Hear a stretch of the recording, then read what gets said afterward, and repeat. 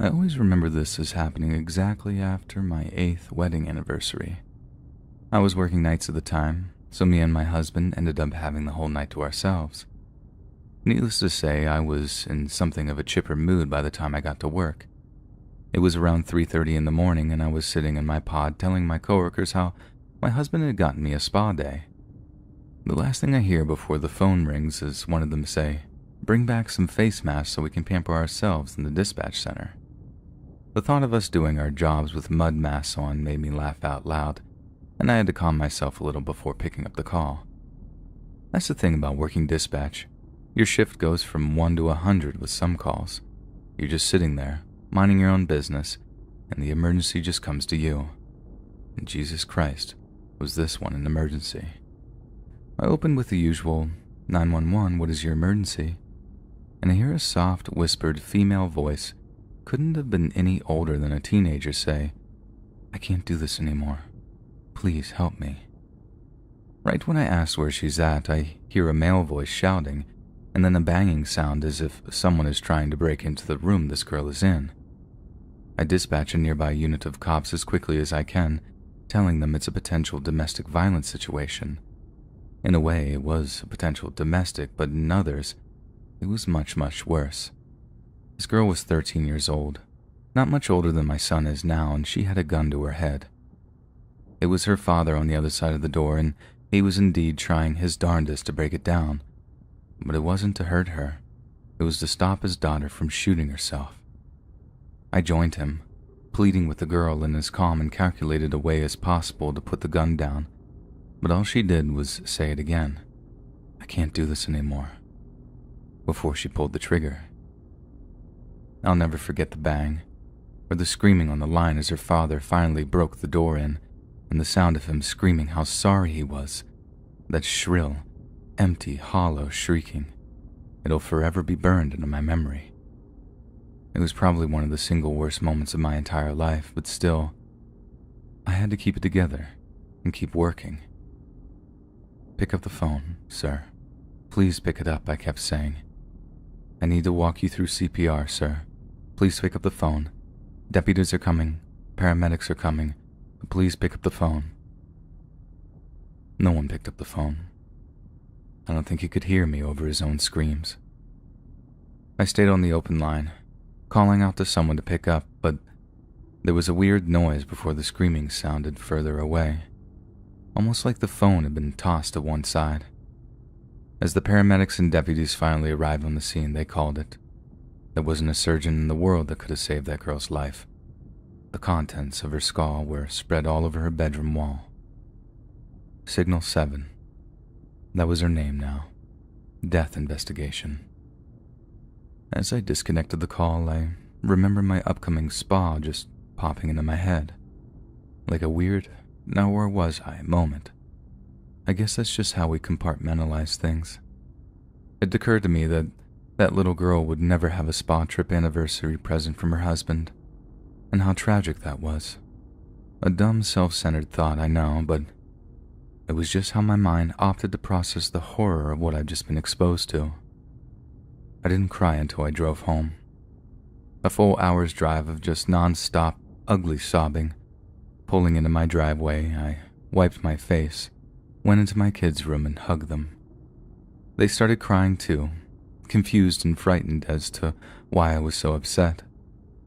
I guess that wasn't quite the right call, but I just couldn't help it. It was just something I needed to do. A good number of years have passed since I got that call, and it definitely wasn't the last time that I had to deal with something like that. Trouble is, they never get any easier. You just learn to deal with the fallout better, to just keep on going and keep answering those calls.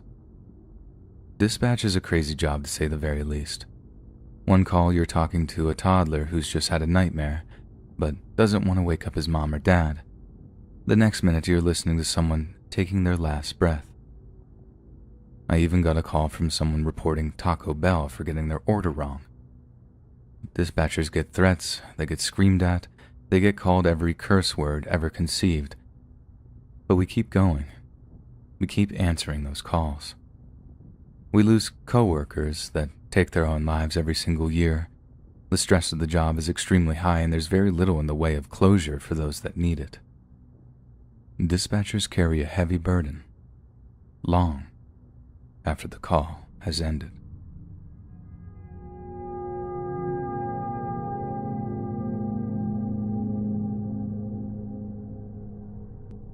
This happened during my final year of EMS dispatch, and honestly, it's one of the calls that started me off thinking about quitting.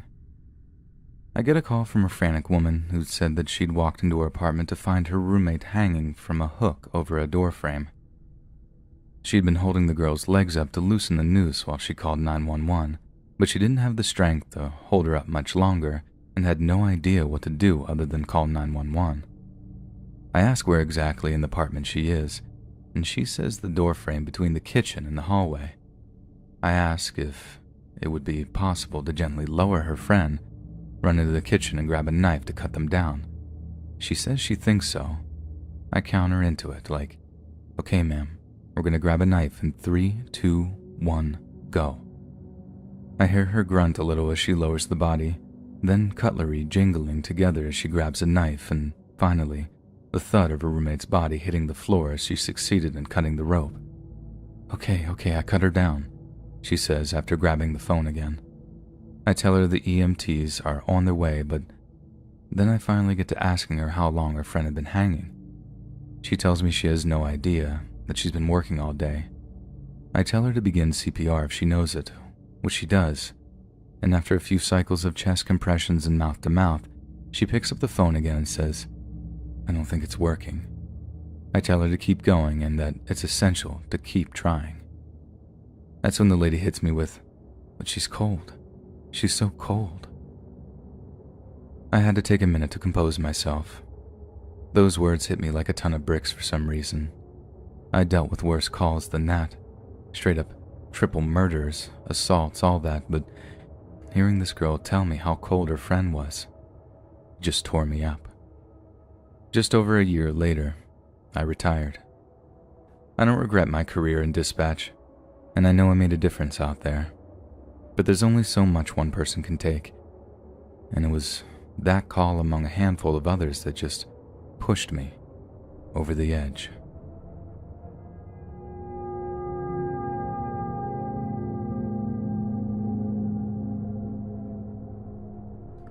I'm a former chief of police in Glenlyn, Florida. A call began like this, like any other. 911, what's your emergency? A woman is screaming frantically, saying, an alligator ate part of my baby. My dispatchers tried their best to get some straight answers out of her, but even when she stopped screaming down the phone, all she'll say is, we were just walking along the sidewalk and out of nowhere, an alligator jumped out of the water and ate part of my baby. Living in Florida, this was entirely possible, and we'd had all prepared for the worst possible outcome. Police arrived on scene, then the fire department, and an ambulance not far away. The fire department medic was the first to arrive, but he radios in that the other units should abort. Of course, the first thought was the child was dead and no EMTs would be needed. And a few minutes later, the medic said animal control was needed. I'm thinking, Jesus Christ, this poor woman, what a terrible thing to happen. Then out of nowhere, I hear something over the radio like, is that a leash? There was a leash hanging out of the alligator's mouth. The baby the woman had been referring to wasn't a human baby at all. It was her freaking dog. It's something we laugh about now, but after all the horror and fear over this fictional poor kid's life, we were straight up angry when we found out. It didn't help that the woman complained that no one would take her to the hospital or take what was left of her dog. There wasn't much to the vet. All I can say is, thank God no humans were injured. Believe me, I do feel bad for the dog, sure, and the lady, but let your dog run off wild near the rivers or lakes in the Sunshine State? You didn't bring your dog for a walk. You brought it as an appetizer.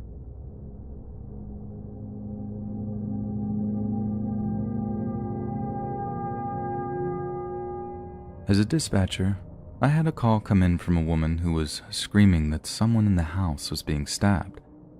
We knew it was serious as screams could be heard in the background as well as a man yelling and cursing. Dispatch was quickly able to determine the location and had cars en route. The dispatcher attempted to keep the caller on the line, but the attacker wasn't done. He found her on the phone and began stabbing her as she's screaming into the telephone, "Help, he's killing me," before she dropped the phone.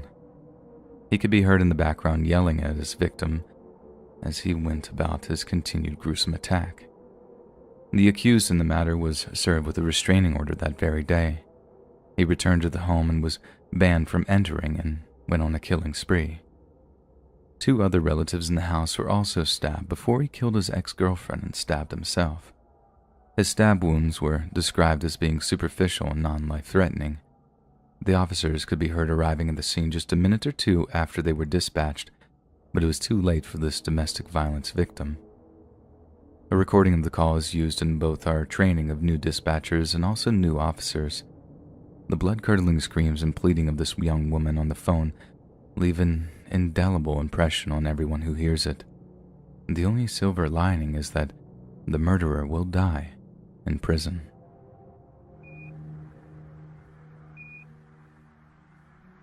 Around 25 years ago, it was a typical serene Sunday morning in the upstate New York Sheriff's Office 911 center I worked in. But when I say New York, I mean way upstate. Think the Adirondack Mountains, streams, beautiful lakes, and people from Long Island in their summer homes.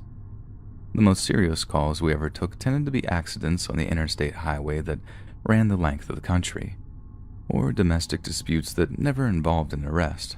May I remind you that this was a long time ago, and house fires. You get the idea.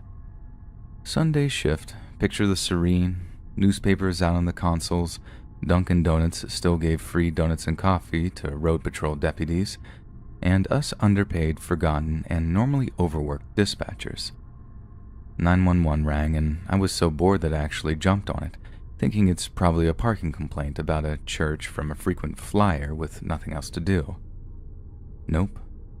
Open line in the actual freaking middle of butt-kiss nowhere. A minimum of 20 minutes response time for any unit, police, fire, or EMS. Instantly you know it's going to be a tough call. I heard an adult female in the background say, "Oh my God," before adding something about burning. She then picked up the phone and adds a desperate "help" before it sounded an awful lot like she dropped the phone again. Next thing I heard was a door of some description slamming. Then about 30 seconds later, a distant bang, like a firework or maybe a propane canister exploding. Well, I dispatch all 3 types of emergency units as per policy with unconfirmed type of emergencies, but I was 100% sure the house was on fire because of the burning comment. Then I heard, "Please help me," again, only very softly. Positive that the house was burning, I tried in vain to get a response and kept asking if she was alone, get out, etc., all the while updating and expediting units on the radio. First volunteer fire chief arrived and reported no fire, so instantly I'm like, what's going on here? But the fire chief ran around the house checking for smoke, but instead he found a man in the backyard, motionless, and holding a gun. This is the day I found out that a 12-gauge shotgun fired point-blank into the chest of a 30-year-old woman holding a phone sounds almost identical to the sound a screen door makes when it slams.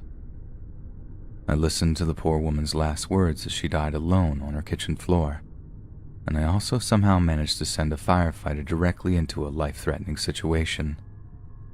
There's no academy course that exists that can teach you how to deal with stuff like that. It took me a long time to stop equating a slamming screen door with gunfire. Try explaining that to your family and friends when one of them lets the screen door close a little too hard on Labor Day weekend. Anyway, the firefighter turned tail and ran, and the guy turned the gun on himself instead, but didn't get it quite right and survived initially. The number of resources spent trying to save him before his inevitable death was ridiculous, but because I was also a volunteer EMT, I understood it. The medics on scene even got med flights to transfer him to a trauma center, but they couldn't save him. So I guess karma worked well that day.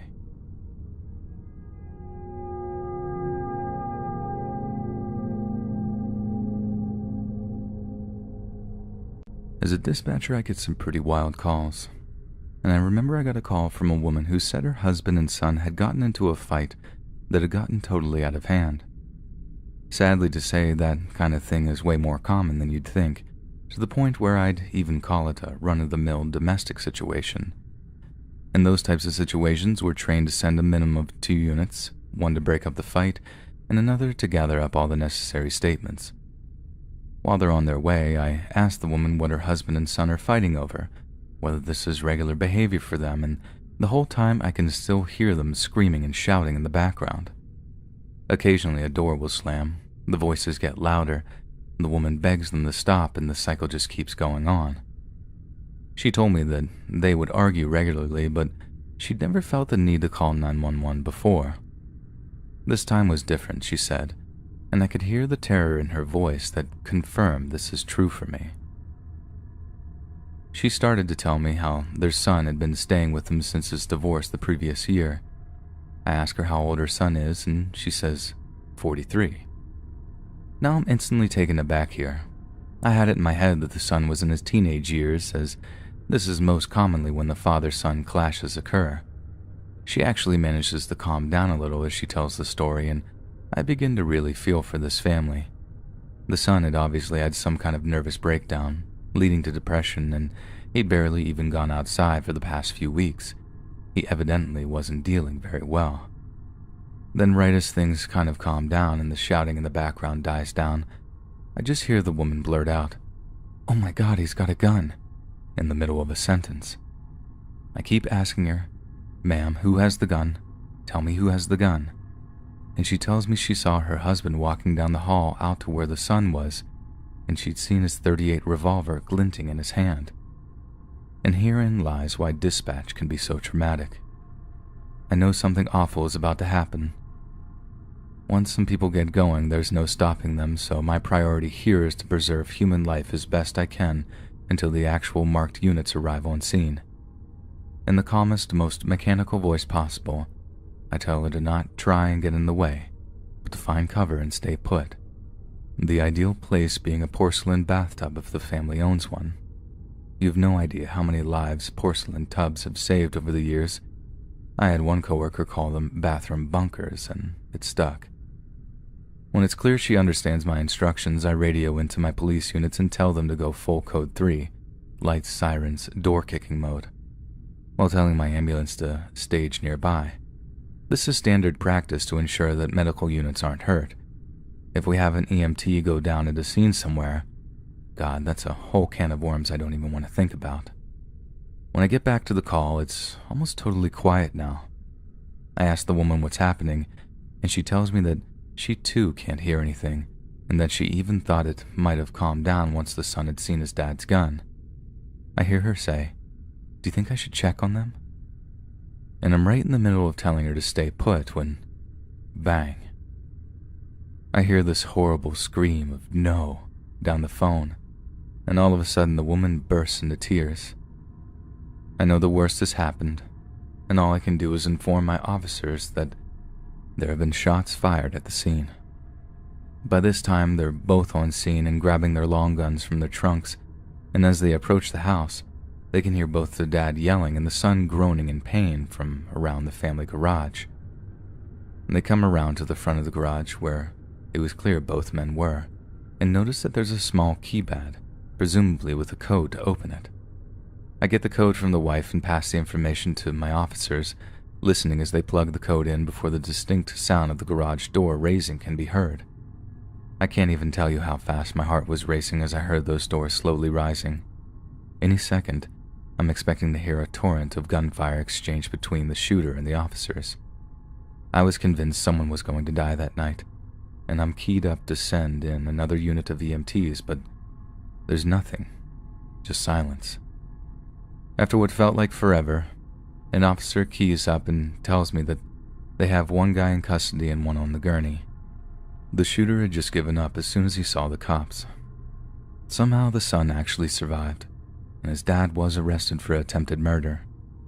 And unbelievably, the argument started because the dad wanted the son to move out. That's all. It was something so small and dumb, but it just escalated and escalated until the father had no problem turning a gun on his own flesh and blood.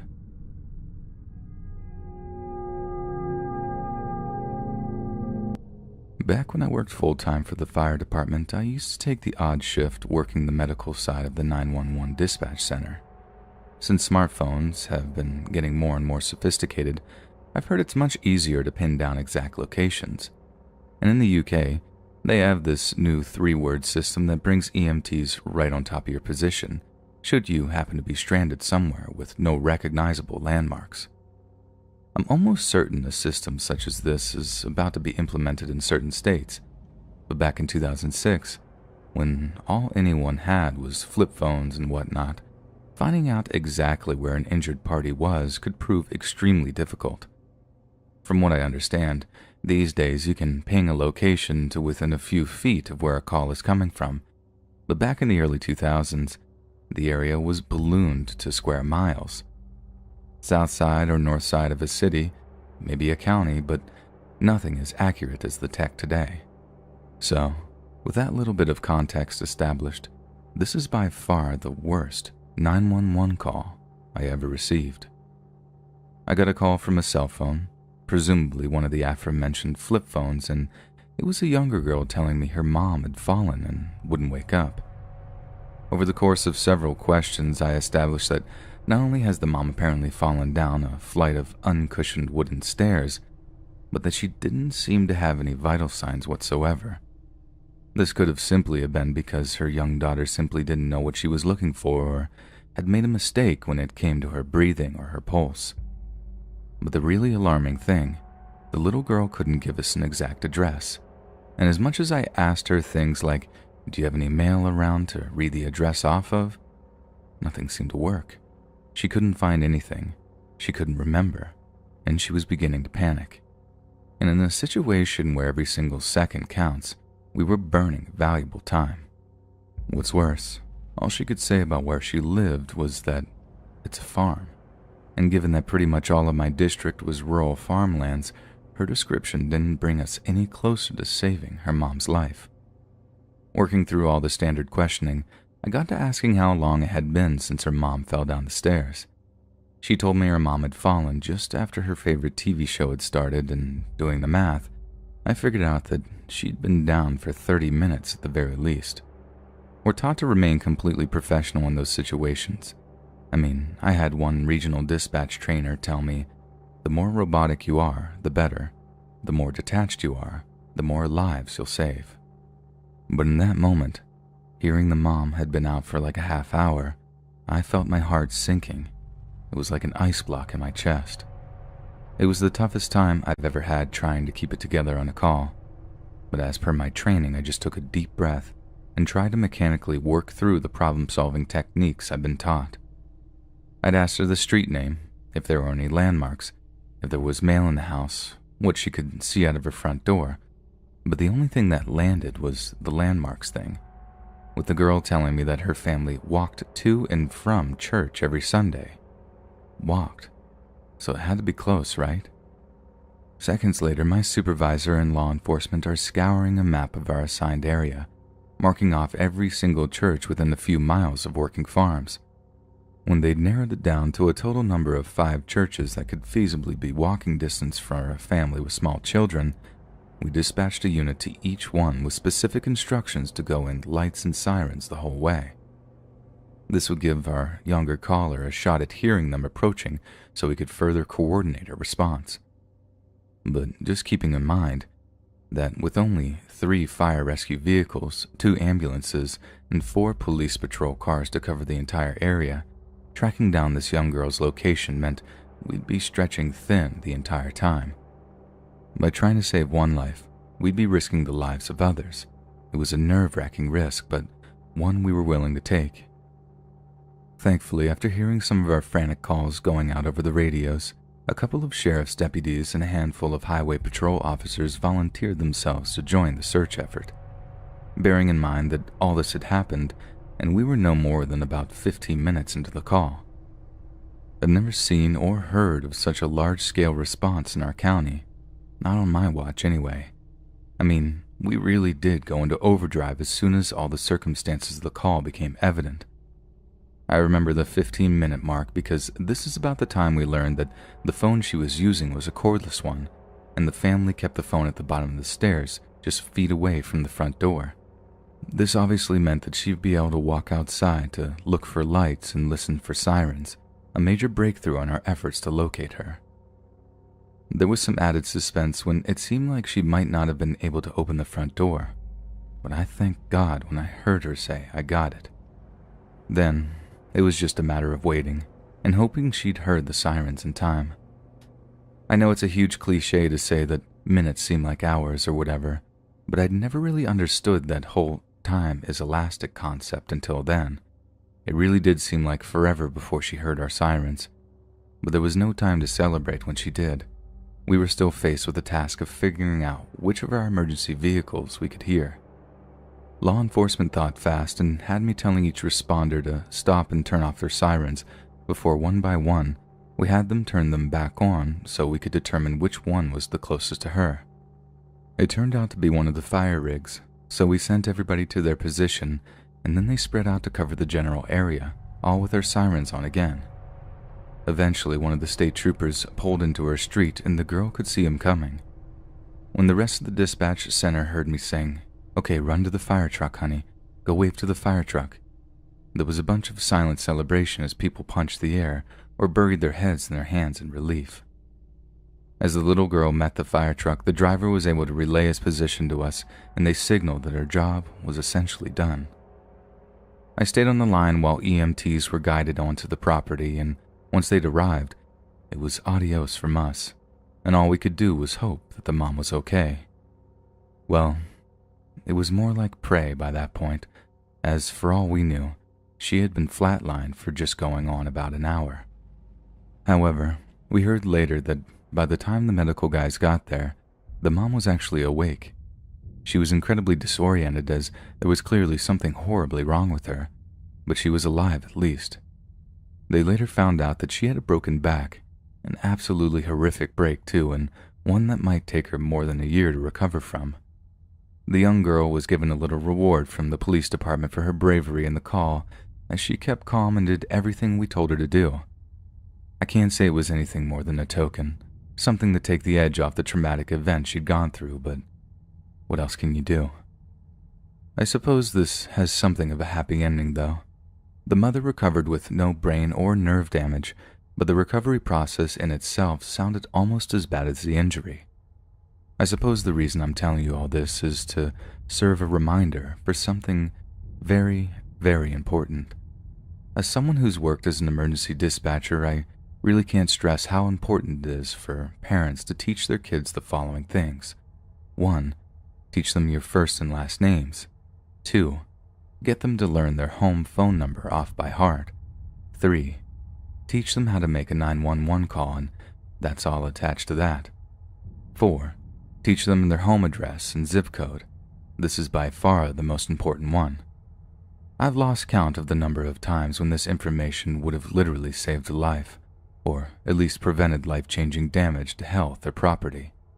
So please, you're not just sparing some 911 dispatchers' nerves, you might have been saving your own life, or those of your family members. Turn it into a game somehow. Heck, get creative, turn it into a song. But please, teach your kids their home address and teach them how to ask for police, ambulance, or fire.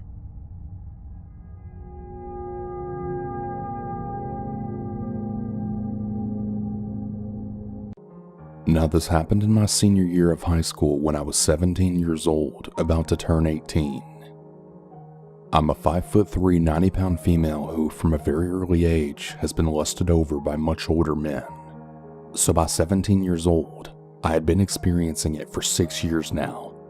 So by that age, I was already very used to the really creepy gazes that I would randomly receive out in public. But Mr. B, he always gave me more than just a gaze. Though I moved around often and went to very many different schools, Mr. B was the first teacher I had who gave me the creeps on a daily basis.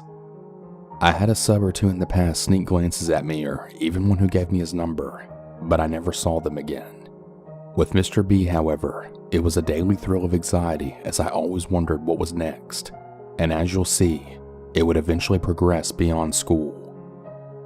I had Mr. B first period, and as a senior who had chosen it as a science elective, I was definitely relaxed and I enjoyed talking to my friends often throughout class.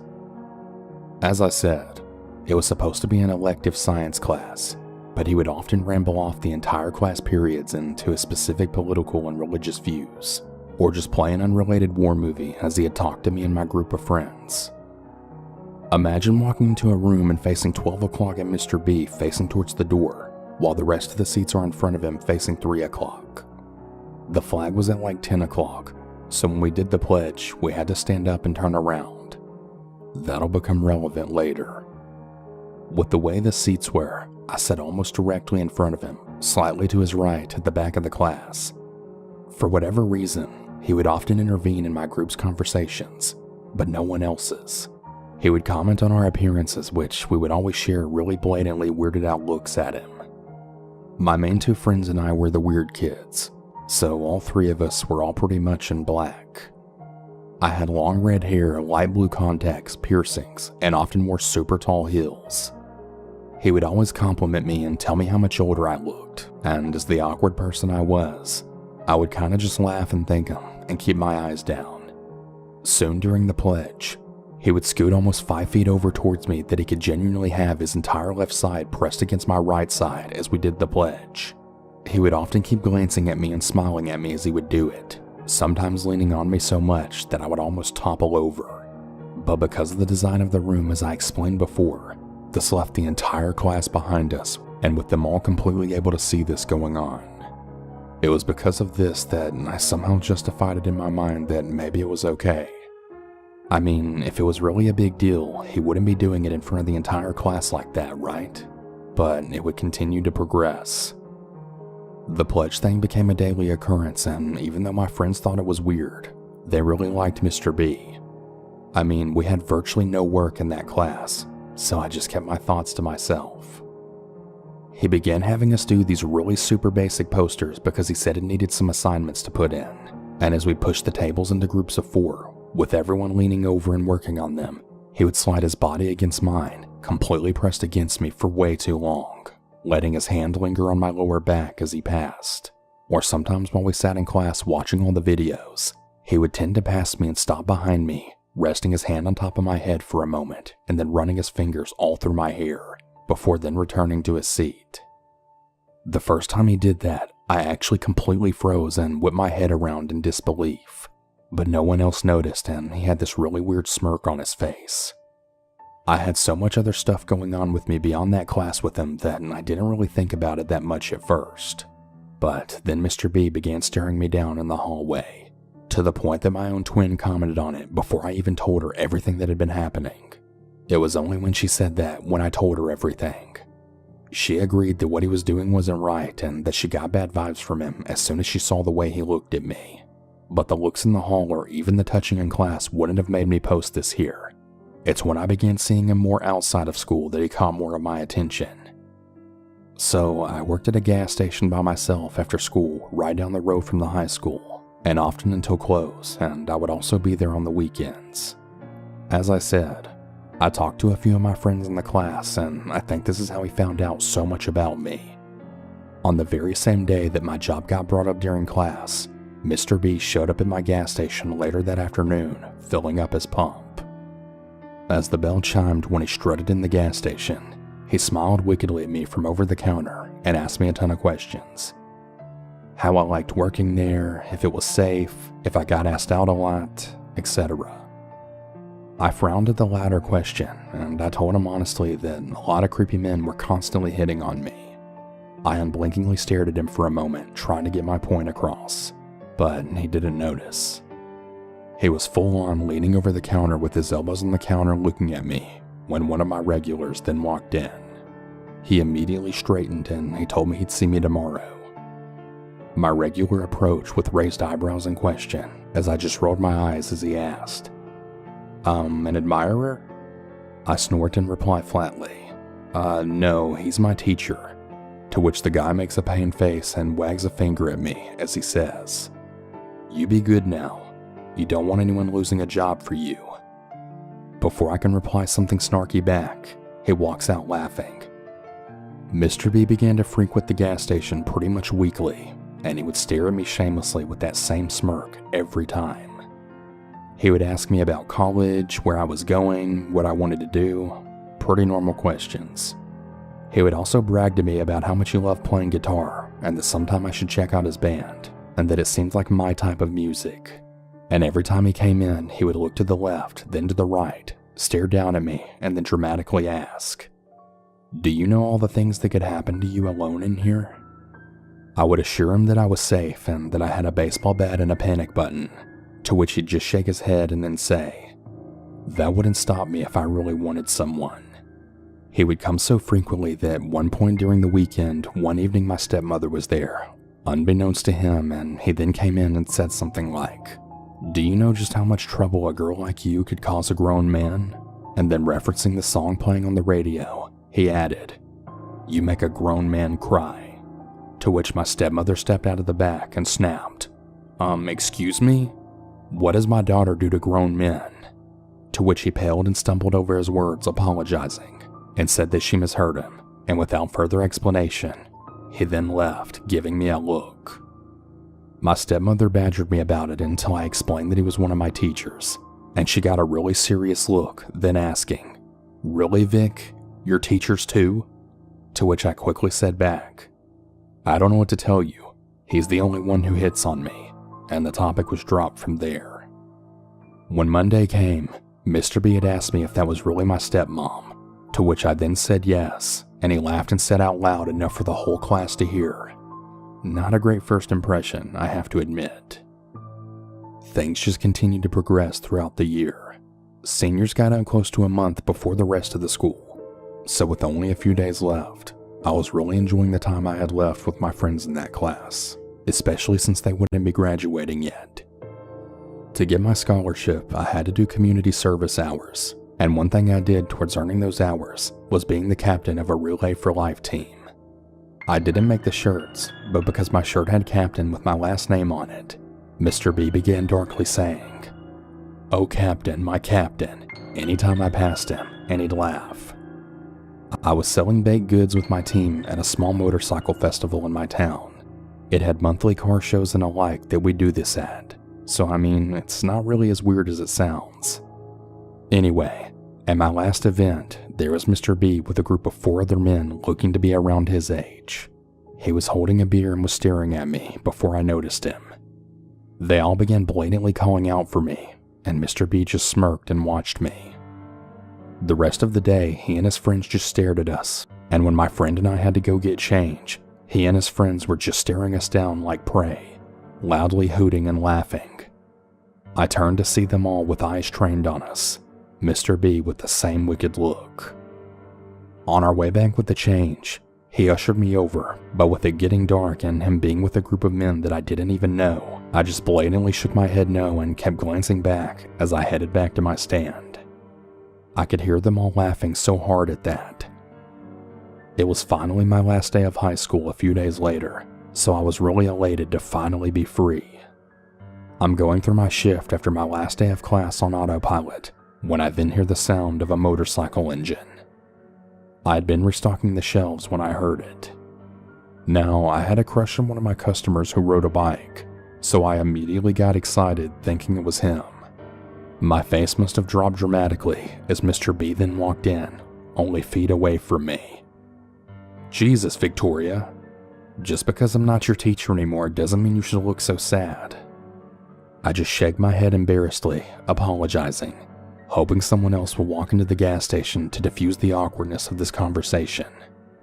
I try to scurry around him to get behind the counter, but he steps in my way and actually reaches towards my face, pulling on my head to try to make eye contact with him. I step backwards, almost falling into the shelving as I do. Mr. B instantly stumbles forward and practically knocks me over, pretending to catch his balance as he grips me and holds me to him. He holds me there for a moment as I push away, trying to get him off. Mr. B is easily almost a foot taller than me, and he then smiles down at me, then saying, "Not so tough without those killer heels on, huh, little girl?" It's when he asks that I can practically see unsurety of what to do next across his face.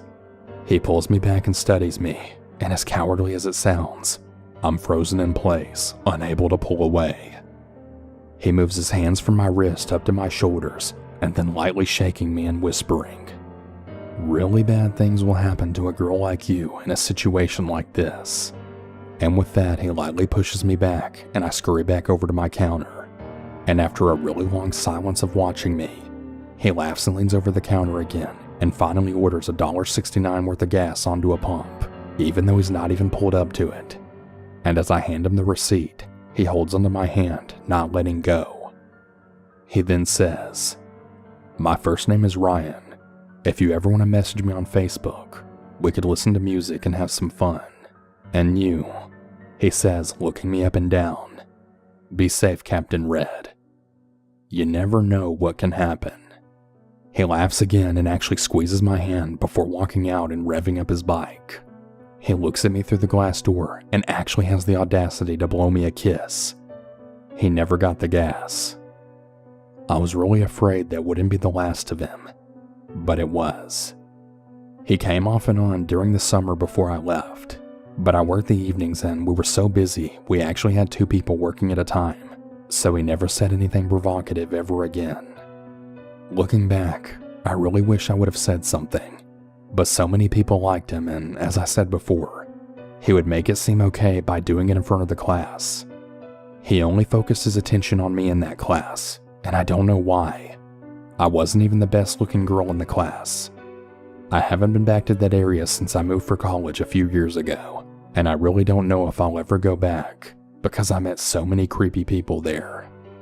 From what I've been told, he never went to that gas station again after I stopped working there. I know this doesn't sound that bad, but when it becomes something that I had to stress about every single day, and then seeing him randomly at work and elsewhere, it becomes unreal. So Mr. B, I really hope you never did that to anyone else.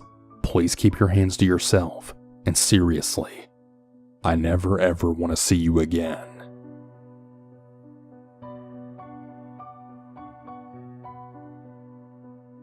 This happened in 2005. Me and my older brother lived with our single mom. I was a freshman in high school and my brother a senior. We had a pretty normal life. Our mom made good money as a lawyer and me and my brother were happy. But one day, one of my mom's cases put our whole family in danger. My mom, being a lawyer, often prosecuted people in our city. In this case, she was prosecuting a man who had assaulted a woman. The man was found guilty and given 20 years in prison. Little did we know the son of this man went to me and my brother's high school. The family was very angry at my mother, especially the son, Kevin. He vowed to make my mom's life a living hell. Me and my brother knew nothing about this though. Our mom never talked about her work with us, and threats are nothing new for lawyers, so no one thought anything of it. On the day it happened, it was like any other. I, being a shy and introverted girl, always went to the bathroom when no one else was using the stalls. This was a mistake. Our school walls were actually made out of glass, so anyone in the classroom could see you walking through the hallway. I know I hate the idea as well. Kevin must have seen me that day as I was walking to the bathroom. I was playing on my phone in one of the stalls when I heard the door crack open. Usually I'd brush it off as another girl who needed to fix her hair or use the bathroom. But this time something felt off. A feeling of dread and fear welled up in me, and instinctively I pulled my feet up off the ground. They laughed and whispered my last name maliciously, and almost instantly I knew he was a boy, and almost instantly it got worse. He started banging his hands on the stalls, slowly getting closer towards mine. Now absolutely terrified, my mind raced with horrific thoughts of what he would do to me. Blinded with fear, I made a horrible decision to run past him towards the door. I jumped out of the stall and sprinted as fast as I could. This unfortunately didn't work. He cut me off and pushed me into the tile floor. What I looked up to still haunts me to this day. Kevin standing above me, his face covered with a vicious smile. I stood up meekly and took a step back. What do you want? I managed to whimper out, my face now covered in tears. He didn't answer. He just took one intimidating step forward and pulled out a small knife. The next part is a bit of a blur. He said something about not screaming and tried to back me up against the wall. Unfortunately for him, I kicked and screamed and punched, though I don't think it did much. I was a small, scrawny 105-pound 14-year-old girl, while he was a giant 17-year-old football player. I don't think I would have gotten away if it wasn't for the fact that we were in a bathroom. Two girls walked in the midst of the chaos, giggling and talking.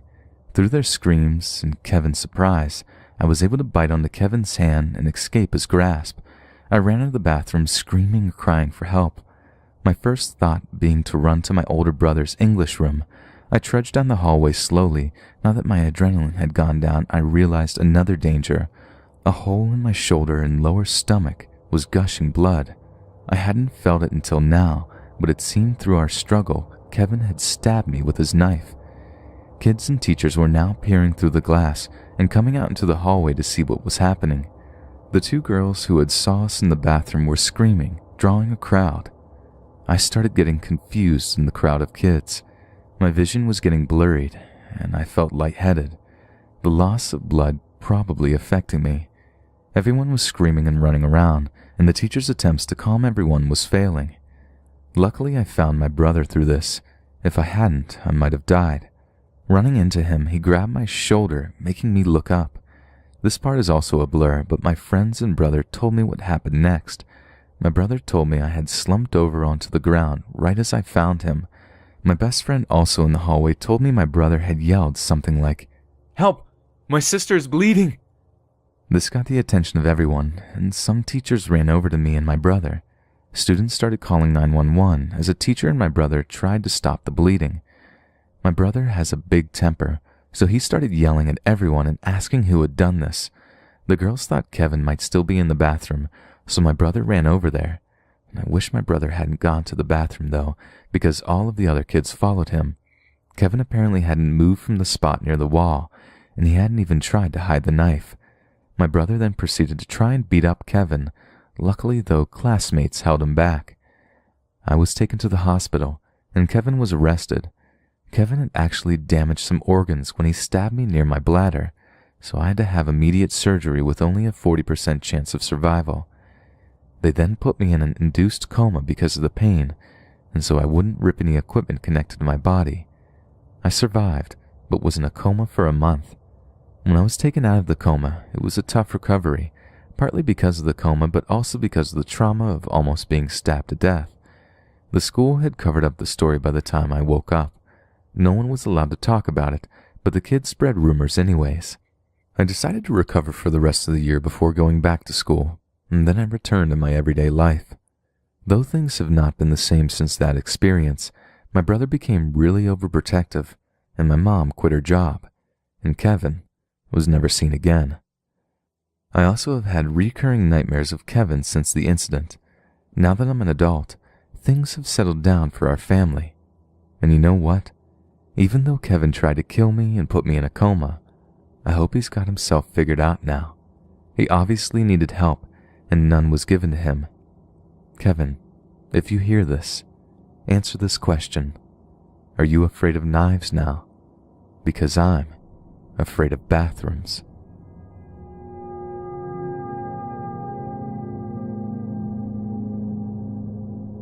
I went to high school with a guy, Bob. Bob and I were never close, but we sometimes hung out in the same circle. He was in band and I was in drama. Bob was always a little off. I think he may have had a learning disability and maybe that resulted in him being socially awkward. Anyway, my sophomore year he was dating a friend of mine, so I saw more of him. By junior year he dropped out and tried to get his GED. That was the last I heard of Bob, for a while at least. Fast forward to the summer 2 years after graduating. Bob calls me up out of the blue and asks me to go camping with him and a friend of his that I don't know. He says that he knows a spot that is totally secluded and that we would be hiking 5 miles a day. He really tries to sell me on this. He insists that it'll be awesome and fun and that we'll bond. As I listen to him, something from the pit of my stomach says, no, don't do this. Never being especially close to him and not having seen him for 2 years, I thought that it was weird for Bob to call me up, and I declined his offer. The following November, Bob is on the news because he had killed his partner. He worked for an armored van service and stolen the money in the armored van. There were news updates about him fleeing out of the state. He was finally caught on a routine traffic stop, I believe. Anyway, when his case went to trial, his journal was entered into evidence. The prosecutor said that Bob wrote that he and his friend, the same one that was going to go camping, hatched a plan to become professional assassins. I believe that the camping trip he invited me on was all a ruse so that he could get me in a secluded place so that he and his friend could practice how to murder someone, namely me.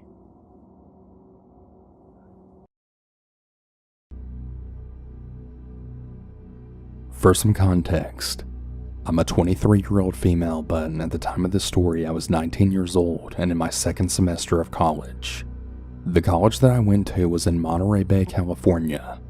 It was a big campus, but most of the students were all spread out throughout the buildings. At the time, I lived on campus in the dorms that were located in the middle of campus where all the freshmen lived. I had just finished my anthropology class with my friend and we were walking back to our dorms. She lived in the hall right across from mine. They were separated by 2 doors and stairs on the 3rd floor, so eventually we would split off. Each door can only be unlocked with the student ID of those who live in the building. This is important for later. We were approaching our building when a man had started yelling for us to stop. We waited, but we had kept an eye on him while we watched him approach. I'm a bit of an uneasy person whenever I meet new people, so I always size up people that I meet. This man was slender and short, but slightly taller than me, with dark, messy brown hair and black circles under his eyes. He seemed off to me, so I remained cautious. He didn't have any books or a backpack on him, but he was holding a clipboard with a pencil. He started saying that he was approaching girls with a study he was conducting, that when someone is experiencing a loss, they can then feel better when they get the numbers of pretty women. Now, I'm a psychology major, so I kinda just laughed it off in my head. We both said sorry and no thanks, but he kept on persisting. Again we said no, but this time we actually mentioned that we both had boyfriends, so we didn't feel okay about it. I turned away a bit slower than my friend. As we began to walk away, his face turned to anger, and he actually reached to grab my friend's arm. Now the thing to know here is not only am I uneasy around strangers, but anytime I go anywhere I always have a pocket knife on me. It didn't take me very long to flick it out at the guy when I then stood in between him and my friend. The surprised look on his face told me that he didn't expect one of us to get defensive about him grabbing us, but he still just stood there watching me. I then told my friend to run to the stairs. It didn't take her long to get to the top, and she had her keycard fully ready to unlock her door. I told him if he followed either of us, I wouldn't hesitate to use my knife on him. I slowly backed away and then bolted up the stairs. He took a few steps towards the stairs, but I had my card out and I was already inside the hall before he could do anything. And so was my friend. When I finally got into my dorm room, I slid down my door and then just shook for about 15 minutes. I eventually made my way to class and I explained everything that happened to my professor. She told me to email my RA and have my friend do the same. After class was over, I went straight to my room and sent the email. My friends and I decided from that day on that we would always walk together everywhere. Nobody went anywhere alone.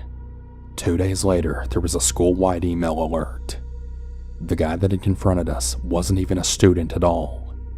He had apparently been stalking girls to their dorms and then trying to get into their rooms. University police were looking for him, but to my knowledge, he was never found. I never went anywhere on campus alone without a knife, and my friend got pepper spray so that if I wasn't there, she had something to defend herself. I don't want to even imagine what would have happened if I wasn't prepared, or if either of us was alone. I just don't want to think about it.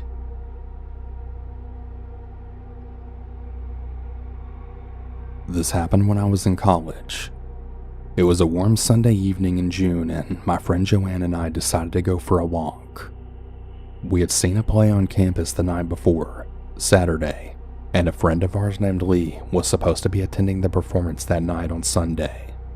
Since we had already seen the production, we knew what time it was ending and we hoped to surprise Lee. But we waited and he never came out. It turned out that something had came up and he had not gone to the show after all. Disappointed, we started back home. We walked up this hill from the theater, and as we turned around the corner, we noticed a college-aged white guy in a white t-shirt and blue jeans leaning against a tree.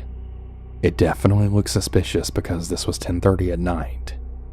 As we passed by that guy in the tree, the guy started following us. We sort of tensed up, not really sure what to do. Since it was summer, the college was hosting a cheerleading camp for high school girls. A large group of cheerleaders was coming back from some event and they were not very far ahead of us. I suggested to Joanne that we follow those girls to the dorm they were staying in, wait there for a few minutes until this guy left, and then we could head on back to our dorm. We stayed at the cheerleaders' dorm until we were sure the guy must be gone. Then we headed out. When we started up the hill going toward our dorm, we looked back and we realized to our horror, the guy had waited for us and he was now following us yet again. We started to panic, not knowing what to do. There was a part of our walk where we had to pass by dorms which were unoccupied since it was summer. If he was still following us at that point, there would be no one who could hear us or see us, and who knows what he would have done to us then. We had no choice though. We had to go by that deserted area in order to get back to our dorm. It was at that point that I remembered a TV show that I'd seen on Friday just 2 days before, where a police officer shared what to do if you're ever being followed. He said that what the perpetrator is counting on is the element of surprise. So if you're being followed, you should then turn around so you're directly facing them, plant your feet firmly, and just stare hard at them. It lets the person know that you're very aware of them and that you're standing your ground. And that's exactly what I did. I spun around, crossed my arms with my feet firmly planted, and stared hard at the guy. Amazingly, it actually worked. The guy stopped, not knowing what to do, then gradually backed off, finally turning around and then leaving. I stayed where I was until he was finally out of sight. Then Joanne and I ran as fast as we could until we were finally safely back in our dorm. We didn't go for any late night walks after that. I thank God that I had seen that program 2 days before. It really saved us from God knows what.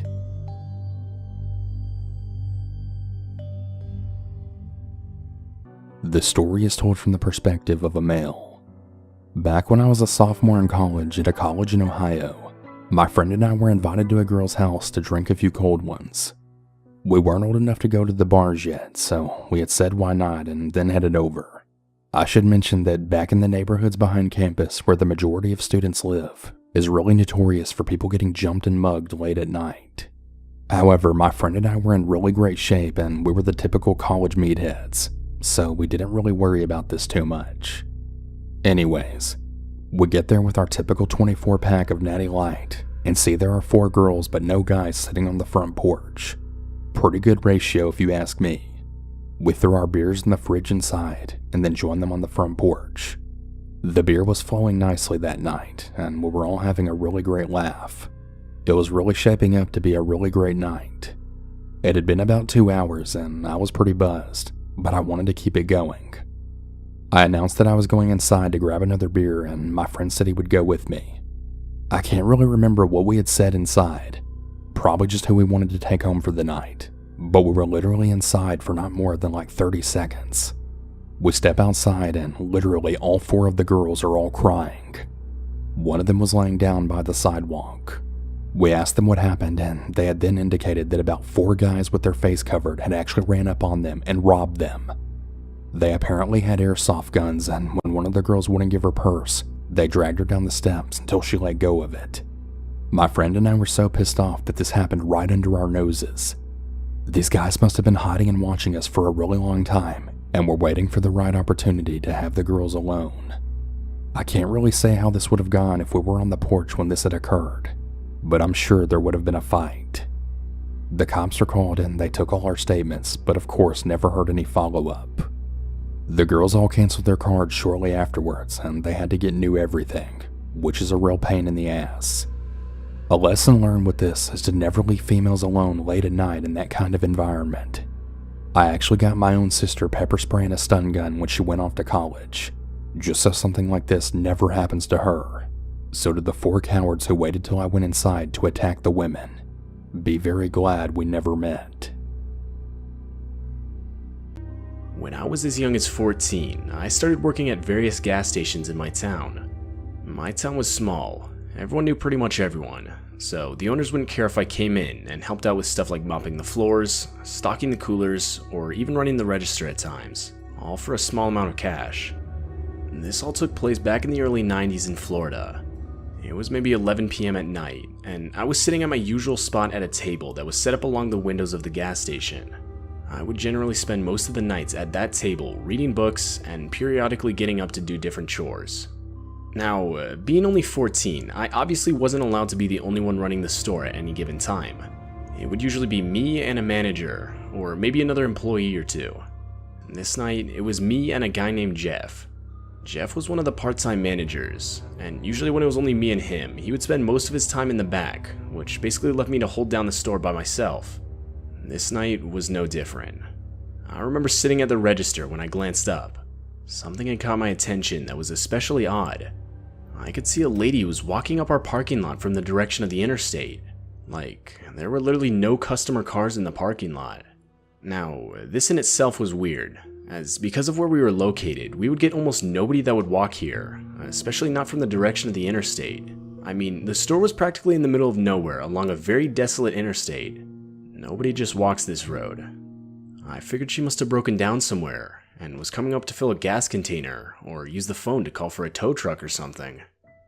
After around a minute of me watching her, I realized she didn't have a container in her hands.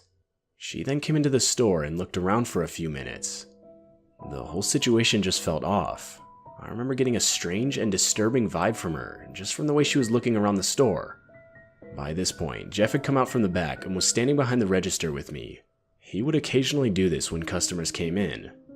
The lady then walked up to the counter and started telling us a story about how her car had broken down and that she needed a ride to some town I had never heard of before. Jeff promptly responded, saying that he was working and that there was no way he could take her, as he was the manager and couldn't leave me here alone. That's when the lady turned to look at me, as if to get my response. Before saying anything, I looked back at Jeff, who looked at me with a very cold and hard stare, subtly shaking his head as if to say no. And that was my assurance that I knew that he knew something was off about this lady. Now, before I could respond, she turned back to Jeff and pointed at me, asking if I could take her. Jeff quickly and sternly responded that I was too young to drive and said there was no way we could help her.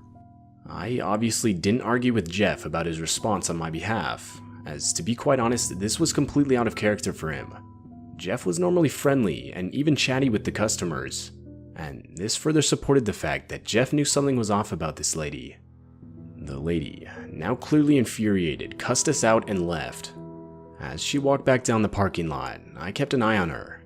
I noticed she had stopped at the end of the parking lot, right next to the interstate itself. I also noticed she was now on a phone call and waited for maybe 2 minutes when a car pulled up, stopped right next to her, and let her in as if the car was expecting her. The whole situation was weird, yeah, but I never truly realized how much danger I was actually in that night until a while later. Almost a year passed. It was night, and I was in my bedroom falling asleep as the TV was on in the background. I don't know what channel it was on, possibly some news channel or something, but regardless, something I heard on the TV snapped me wide awake. I sat up to look at the TV and was greeted with the mugshot of a lady on the screen. As soon as I saw her, I immediately knew. That was the same lady that I had been in the store with almost a year prior and who tried to lure either me or my manager to drive her into town. I was 100% sure that was the same woman. It turns out the lady was Eileen Wuornos, who was later convicted of being a serial murderer with a confirmed 7 victims who were all men.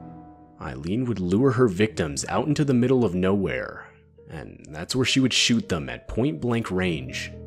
What disturbs me most is how close I was to becoming one of those victims myself.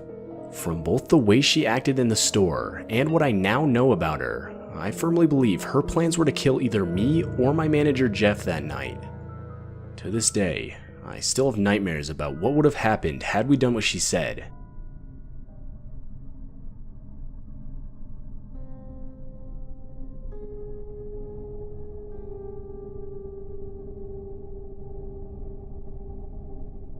This happened to me and my wife back in the summer of 2017. We had actually only gotten married a few months prior, and obviously because of the wedding costs, our financial situation wasn't the best. And this made it so that we could only afford a place to live that was super cheap and that would let us pay week to week. But luckily, we were able to find just that in the form of a boarding house in our city. The house was 3 stories and had 4 rooms, with a shared kitchen and a bathroom for everyone. We moved into one of the rooms on the 2nd floor. Now, obviously with it being a boarding house, we had to share with a few other people. The most noteworthy ones being a young couple named Jim and Jennifer just above us in a room on the 3rd floor. And in the 3 months we lived there, they were the only neighbors we talked to. They seemed similar to us in both age and interests, but we usually just talked to them in passing, or even sometimes on the front porch, where we were all out having a cigarette. Though, after a few weeks, we would quickly realize that they didn't get along too well.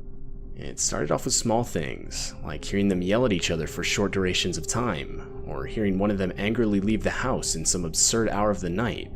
But the short fights didn't last long. They would get only longer and louder as time went on. Though, that was until one day. My wife and I were watching a movie, and the whole time the usual fights were taking place just above us. But right as the movie ended, we both noticed they abruptly stopped. Don't get me wrong, it was nice to finally have peace and quiet, but it was completely out of character for them. I mean, this never happened. They would almost never just abruptly stop yelling at each other, especially at this point in the night. Though, even still, we both agreed that we should take advantage of the silence and try to go to sleep. And luckily we were able to. But just for me to be woken up in the middle of the night by my wife, who was shaking me and looking off toward the side of our bed. I was tired and completely out of it. I didn't know what time it was, or why I was being woken up. Out of habit, I turned over to get up. But when I did, I could make out a man standing right next to our bed, hunched over my nightstand going through the drawer. I was in absolute disbelief. After locking eyes, he stood up from his hunched position and proceeded to just stare at me. I sat up on my bed, and the guy started backing up slowly. I honestly didn't know if what I was seeing was real or just my imagination.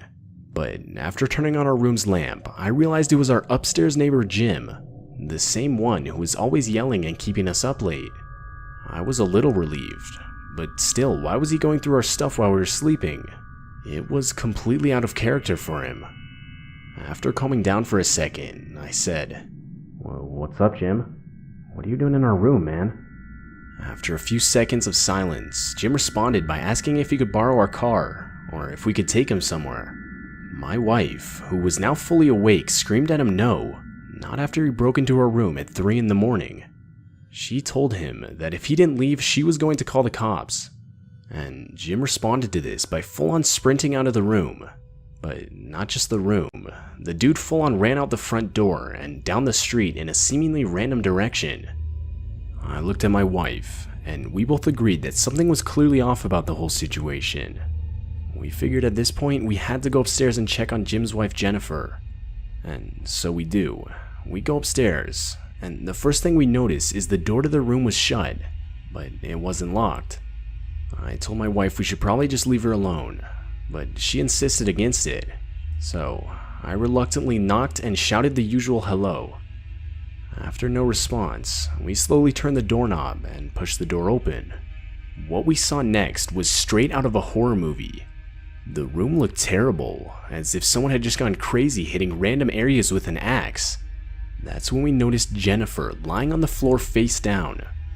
We walked over to her, thinking that Jim had knocked her unconscious. But as we got closer, we realized there was fresh blood staining the carpet underneath her. In complete horror, we called the cops immediately. We explained to them that we believed we had just walked into a murder scene, but that the murderer himself had already left. The police would tell us to leave the room and wait outside until they arrived. And sure enough, they would arrive not even 5 minutes later. After explaining everything that happened that night, the cops set out a search for Jim, and luckily they were able to find him around an hour later still running down the street. After further talking with the cops, they said it looked like Jim was trying to find a gas station so that he could get fuel to help him burn the whole house down, with the goal of burning Jennifer's dead body inside. This in turn would remove all evidence connecting him to the murder, though Jim would ultimately be convicted with the murder of his own wife. For the next couple of days, both me and my wife couldn't leave the house, as every time we tried, we would be swarmed by different news reporters asking us for an interview. Me and my wife would of course move out as soon as we found the funds to do so, but still, the whole thing was insanely terrifying. I mean, in the middle of the night, we had unknowingly come face to face with a man who had just murdered his own wife, and who was ultimately planning to murder us in the process of destroying the evidence.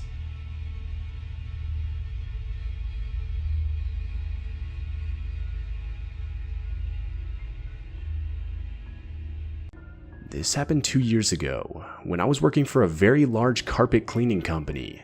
It's exactly what you'd expect. I'd spend the whole workday going from house to house, completely deep cleaning the residents' carpets with a lot of different tools and machinery.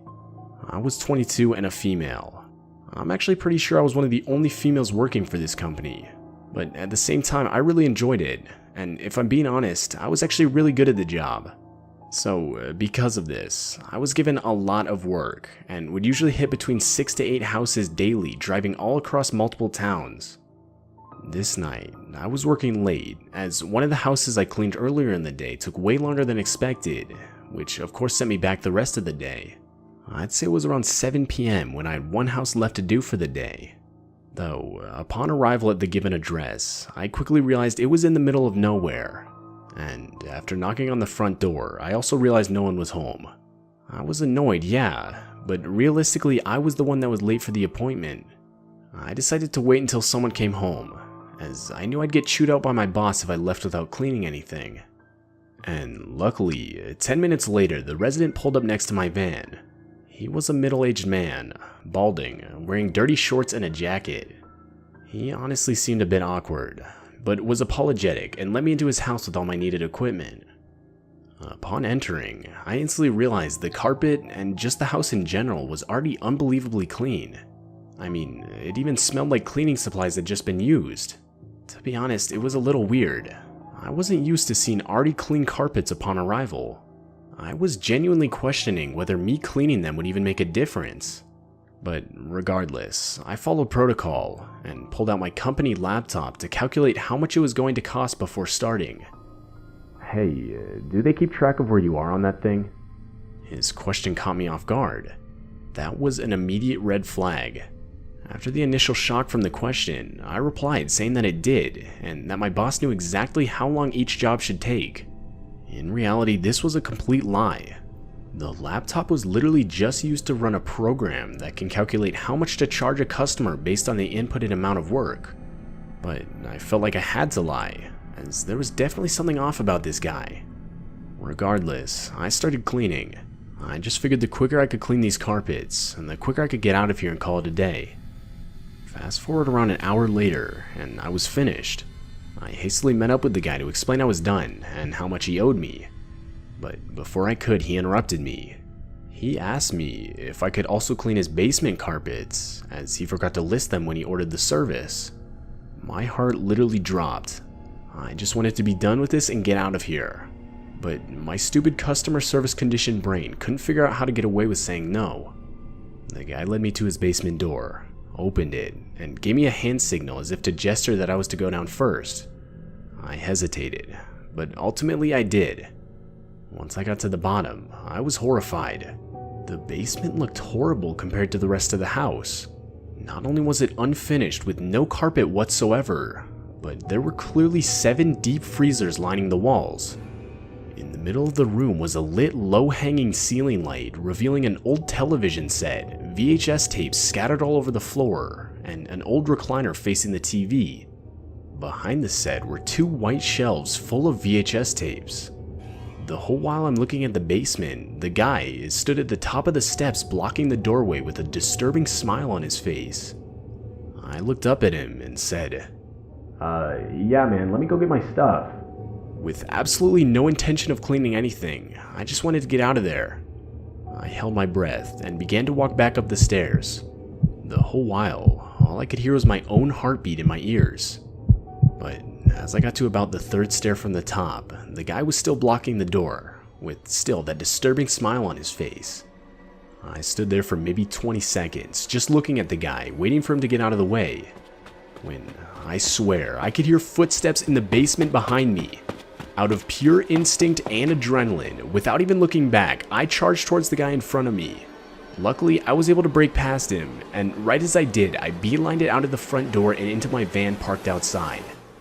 I was leaving thousands of dollars of cleaning equipment behind. But honestly, in that moment, I didn't care. I legitimately felt like my life was in danger. As I was pulling away, I glanced back at the house one last time, and I saw the same man looking out one of the windows, now with no smile on his face, but rather a cold, hard stare. I thought I could see another person, but I honestly don't know. The whole memory is sort of just a blur. The truth of the matter is that my boss would not have noticed I was missing for at least 24 hours when I didn't show up for my shift the next day. The next morning, I would call my boss, tell him everything, and ultimately quit that very day. As far as I know, they got the police involved, but I try to distance myself from the whole situation, so I really don't know what ended up happening. I suffered PTSD over this experience. That day still haunts me, and to this day, I can't explain what I found in that basement or the sounds of footsteps I thought to have heard behind me. But one thing's for certain. I believe that man, and whoever else was there, had planned to kill me that night for some sick reason or another.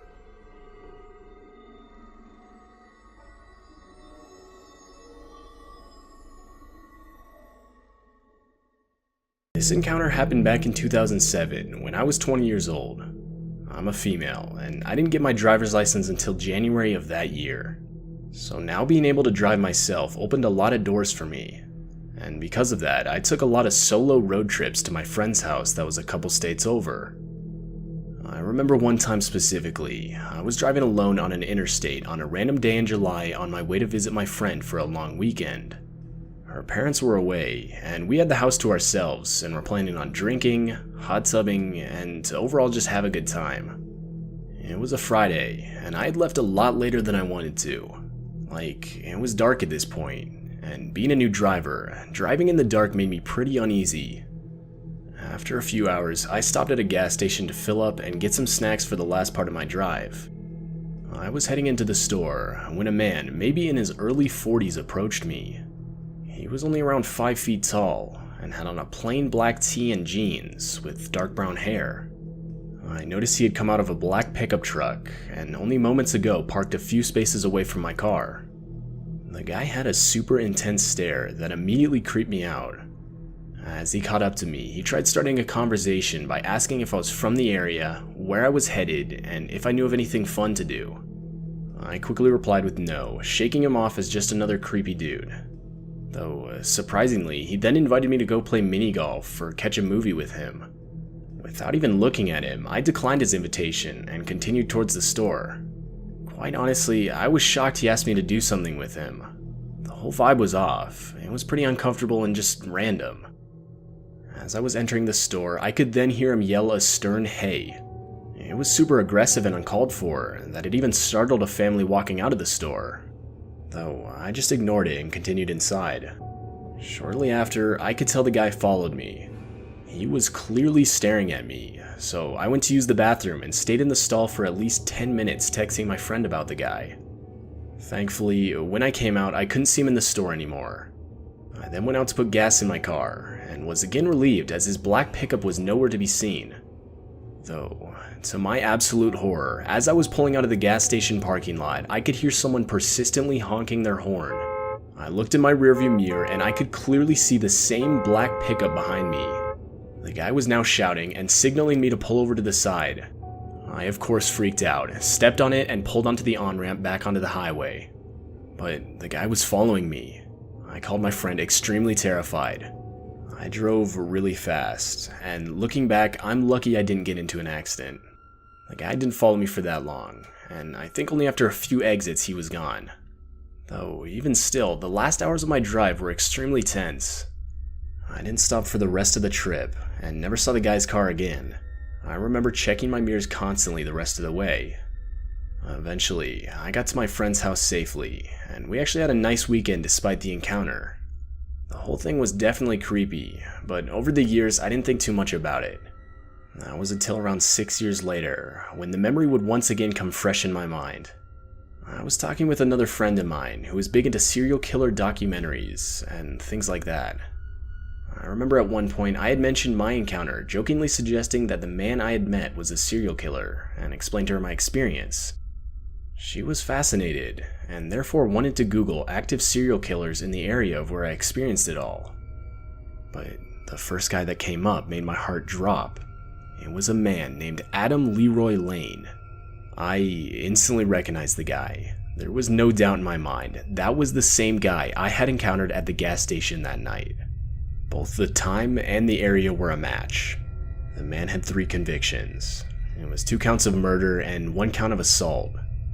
This discovery has haunted me ever since, and caused me to be much more cautious in public at night. My heart goes out to the victims of this man and their families. I've been grateful every day since that I didn't become one of them.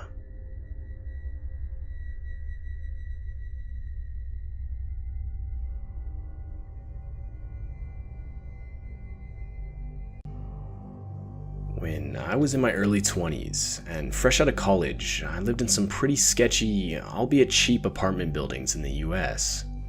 Now, something to note is that the walls in my apartment block out almost no sound. And because of this, I would almost always hear my neighbor to the left of me blasting his music. Though, if I'm being honest, it didn't bother me as much as I thought it would. I would just simply play my own music to not hear it as loud.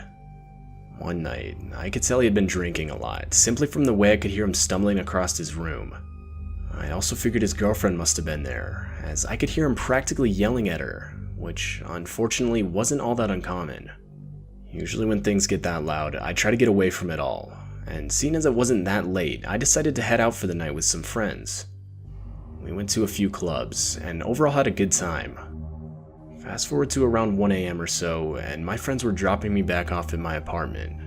Though, as we were driving into the parking lot, in the distance we could see my neighbor outside crouched down in between some cars and the apartment building. Okay, kinda weird, but I figured it was whatever, as the guy was just generally creepy anyway. My friends were clearly more weirded out than I was. I honestly didn't think much of it, and just had them drop me off near the gate entrance, as it would be easier for them to leave the parking lot that way. But as I was walking toward my apartment building, I swear my heart dropped. I noticed my neighbor was now standing perfectly still in one of the bushes that was between 2 of the apartment buildings. As I got closer, it was clear he thought I didn't see him. To break the tension, I waved at him and mumbled a greeting, as I wasn't just going to pretend that I couldn't see him. After doing so, he stepped out of the bush and came into the dim streetlight, not saying a word, but rather just staring at me. Never in my life have I looked into eyes so widened and fully dilated. The whole encounter was disturbing to say the least, but I tried to ignore it and continued into the building. Right as I got to my apartment door, I got inside and went straight to bed. I was exhausted and just wanted to forget everything and go to sleep. Although, all through the night, I could hear thumps and rustling that sounded like furniture moving. The next morning, I woke up to the sound of cops outside banging on my neighbor's door. New York City Police Department! I was partially relieved to hear them, but that quickly turned to fear of why they were there in the first place. I could hear them take him away in handcuffs, and shortly after the police started knocking on my door. They asked me when the last time I had talked to or seen him was, and without hesitation, I told the officer everything that had happened the other night. The yelling, the noises, the encounter in the parking lot, and even the rustling sounds all night. But what I was told next will forever haunt me. I was told that my neighbor had brutally murdered his girlfriend that night. They said he dragged her body outside and into a nearby ditch behind the apartment buildings. And that's when I realized that the other night I was looking at a person who had just taken another human being's life. I honestly felt terrible for the woman. To this day, what disturbs me most is how close I was to death, quite literally, and how he could have ambushed me out of insanity, since he was just waiting in the darkness when I walked up. I moved into a different apartment in a better part of town shortly after the occurrence.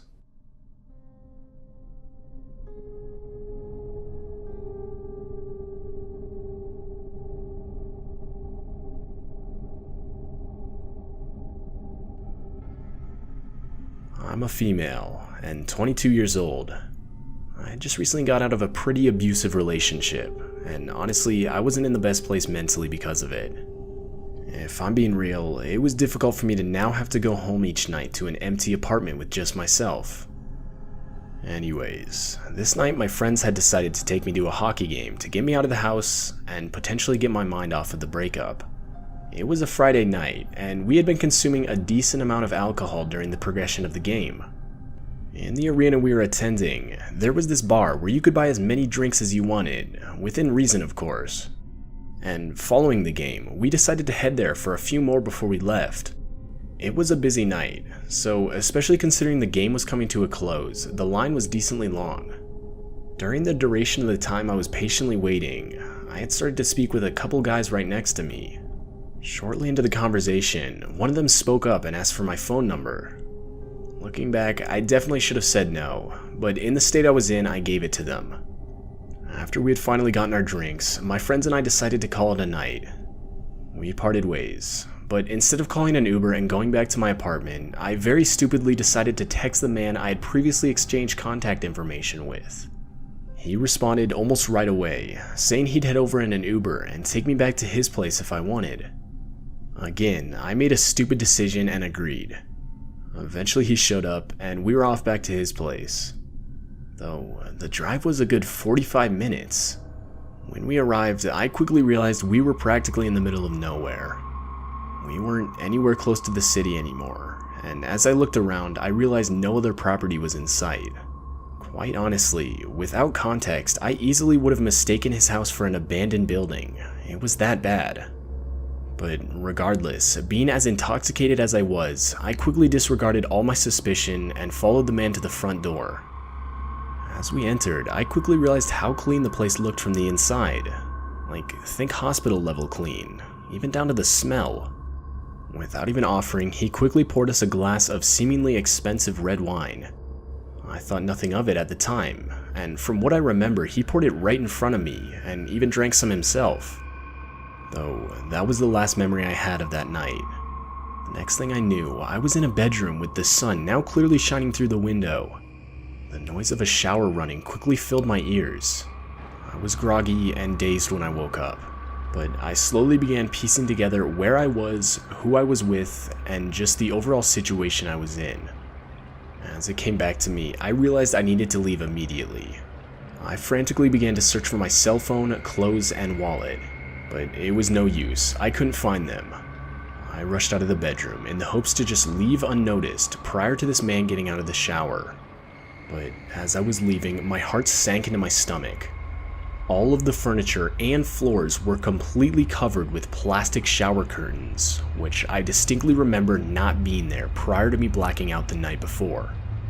I quickly noticed all of my personal belongings were placed neatly on the kitchen counter, alongside a knife that clearly wasn't a kitchen knife, but rather a hunting knife or something like that. My instincts kicked in, and I instantly grabbed my things and ran out the door.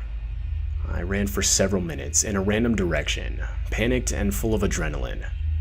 A good 10 minutes of full-on running down the road, and I finally stopped to call a friend to pick me up and take me back to my apartment.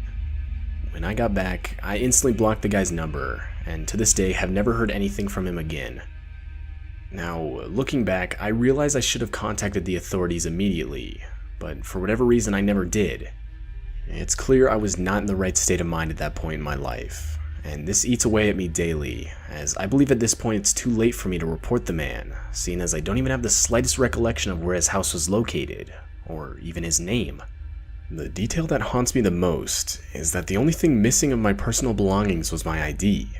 And this makes me question what the guy's true intentions were. Though, if I'm being honest with myself, I truly believe that man planned on murdering me that morning. The plastic shower curtains all over the apartment and the knife make it clear to me. But I guess I'm just lucky to have never truly found out.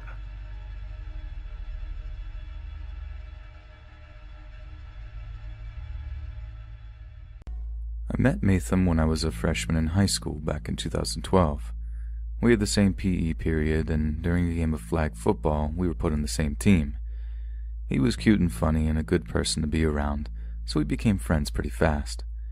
Matham was a year older than me, so we didn't have any other classes together, and we didn't have the same lunch, but we hung out a lot during PE and eventually exchanged numbers. We would also occasionally hang out before school or walk onto the school grounds together because we arrived around the same time. Our friendship grew rapidly. He asked me out a couple of times, and even though I was attracted to him, I politely declined because I was in a long-distance relationship at the time and didn't want to cheat. Turns out the guy I was dating was a catfish, but that's another story for another time. I don't know when it happened, but eventually we drifted away. He started changing his appearance and didn't really talk to me that much. He hung out with some other groups of friends who I didn't know. We occasionally waved at each other and had brief conversations, but didn't really talk much. Our friendship died, and it was painful for me at first, but with the mental illnesses I had going on and the stress of school, I eventually moved on.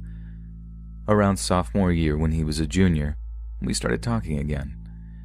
We were both trying out for a play and helped each other on their scenes, and we talked about our lives and how school was and everything. We were friends again. He didn't get in the play, but I did, and he came to the show to support me. Things were going good again. Halfway through junior year, I had to move to a different state due to my mom being in the army. It was a very painful move, and I was very depressed and angry.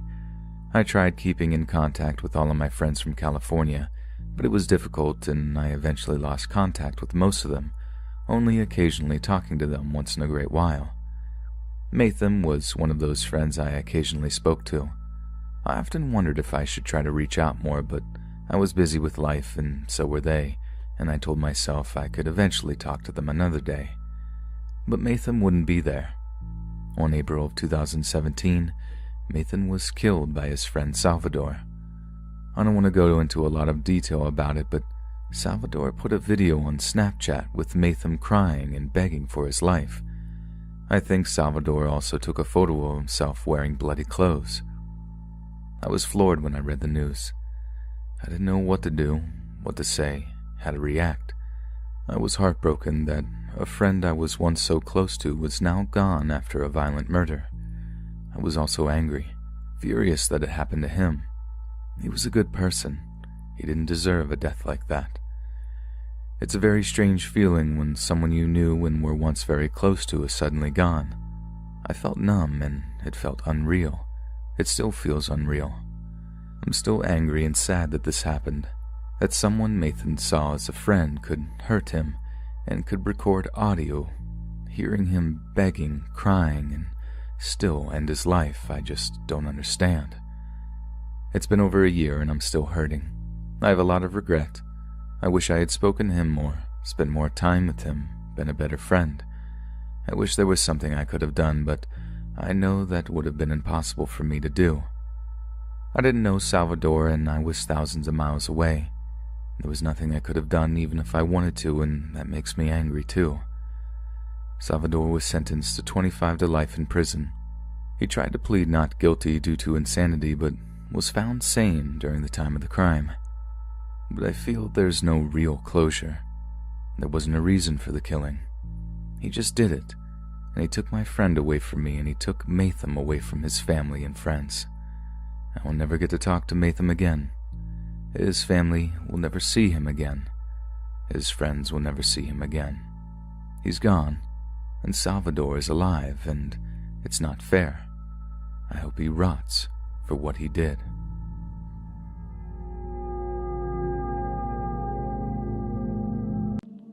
I don't view myself as a bad person, but I think people are capable of bad things in times of stress, and I bet most people can relate to this. I'm 15, and I live in Salina, Kansas.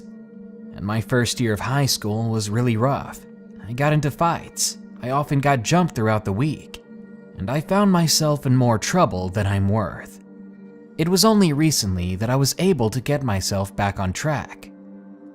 Anyway, let's go back to last Christmas of 2016. It wasn't crazy cold in Kansas that year, so I went on midnight skates like I always do. I was talking to this girl. She had no interest in me. I'd already tried to hit on her before, but she shut me down. Days later of not talking to her, I got a Snapchat from her. And the moment I saw the notification, I was excited. I was a girl-crazy boy back then, just like anyone my age, I guess. When I opened Snapchat, I saw that it was a simple hey, and I wrote back right away. All I could think of to write back was hey, without losing my cool. Her picture, though, was odd, because when she messaged me back, she sent me a picture of her body. I was shocked. I didn't know she was like that. I asked her what that was for, and I even thanked her. Being the excitable teenager I was, probably not the best thing to say at the time. But she didn't give me a response. It was weird. You don't just send someone those kinds of pictures on Snapchat, then disappear. In fact, I didn't hear from this girl after 6 months. The most that would happen was I would walk by her at the high school, but she would pretend I didn't exist. Well, when the next semester started at school, I was still screwing around, not listening, not doing my work, just being a total drag on my own life. But a new girl caught my eye. She had long, straight, beautiful hair, and I thought she was awesome. She ended up being the girl I had my first time with, someone I truly cared about. But we only dated for about 2 months, because due to my behavior, I got kicked out of public school. My grades were terrible, and I just didn't care enough about my work or the teachers who were giving it to me. Not to mention she and I were growing apart, because of some personal drama brewing between my buddies and hers. At my first day at an alternative school, I sent her a simple and painful message, and I tried not to cry as I texted it. I don't think this will work out. I gotta go. You were the greatest thing in a long time for me, but I need to get my act together. I'm sorry. She didn't like that one bit. Throughout my first day, I got dings constantly from my pocket, and when I wouldn't reply to her texts, she began to message me non-stop on Snapchat, as that's always been the next best way to get a hold of me. And as I didn't turn the notifications off fast enough, I had my phone taken away. Yay, I thought. I got home at 3 that day, and by 10 p.m. I was out. I crashed in my bed, but not too long after, something woke me up. It was a notification from Snapchat, a picture with a message, and of course it was from her. It was a message that sent chills down my spine. The picture showed a gun in someone's drawer, and the message read, "If you really do this, if you really think you're going to leave me, then I'll be getting my family together, my mom, my uncle, my stepdad, and we'll meet you at your house, and we'll show you what happens when you hurt someone like me." I was astonished, to say the least, to think that someone I really thought cared would threaten me like that, and I didn't believe it anyway. I ignored it, and I went to sleep. As per usual, I woke up in the morning, took my shower, went to school, ignored the other kids who didn't really like me. Same old, same old. And when I got home that day, there was a car and truck in front of my house that I didn't recognize. My heart stopped. Was she serious? Did she have her family take a hit out on me? Better yet, I noticed that the truck had a gun mounted to the back glass of the windows. I wasn't about to go home and risk my life, so I tried to stay out of sight. My friend Lauren lived around the corner, thank God. I asked him if I could jump his fence over to my house so I could get in the back way. He didn't mind, and he even decided to take him and his sister to the front yard and scope out the situation. While they made for a distraction, I jumped into my backyard and went inside. From the windows, I could see that my ex's posse was on the porch, and luckily I didn't see that anyone had a gun. I was home alone, and I'll admit I was nervous. If she was going to threaten me like that, and her family was going to back her up on it, I was honestly scared that they would break in at any second to take out their vengeance on me. But soon, maybe an hour later, they left, and everything was normal for the rest of the day, except for another message on Snapchat, along with another new, creepy picture. Again, it was from my ex. She said, "So my family doesn't have the guts to do it, but I will. You better hope I don't see you out in public." The picture showed some duct tape, some rope, and what looked like a box cutter. This assured me that this girl really did mean harm, and I was beginning to fear for my own safety out in public. A few weeks go by without any incidents, and I was beginning to calm down. I met a new girl at school, someone who helped me with my homework, someone who cared enough to help me get on track. One day we were at the park sitting on the bench. Out of the corner of my eye, I saw something that made my heart stop. And of course, it was my ex. She was just eyeballing me, wide-eyed, from across the way. Instantly, I looked at my girlfriend, and I told her we need to get up and go. So we got up and left in my car. But only seconds later, after we pulled out of the park, I got a message. Luckily, it wasn't from her.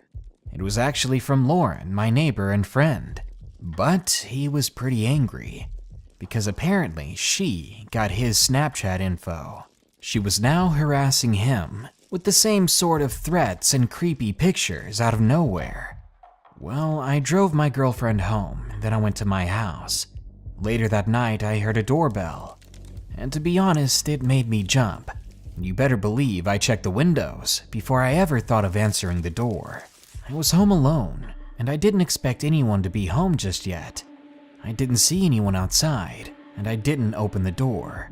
But throughout the night, I swear I heard someone walking through the bushes around the house. I heard scratching at my doors, like it was some wild animal trying to get in.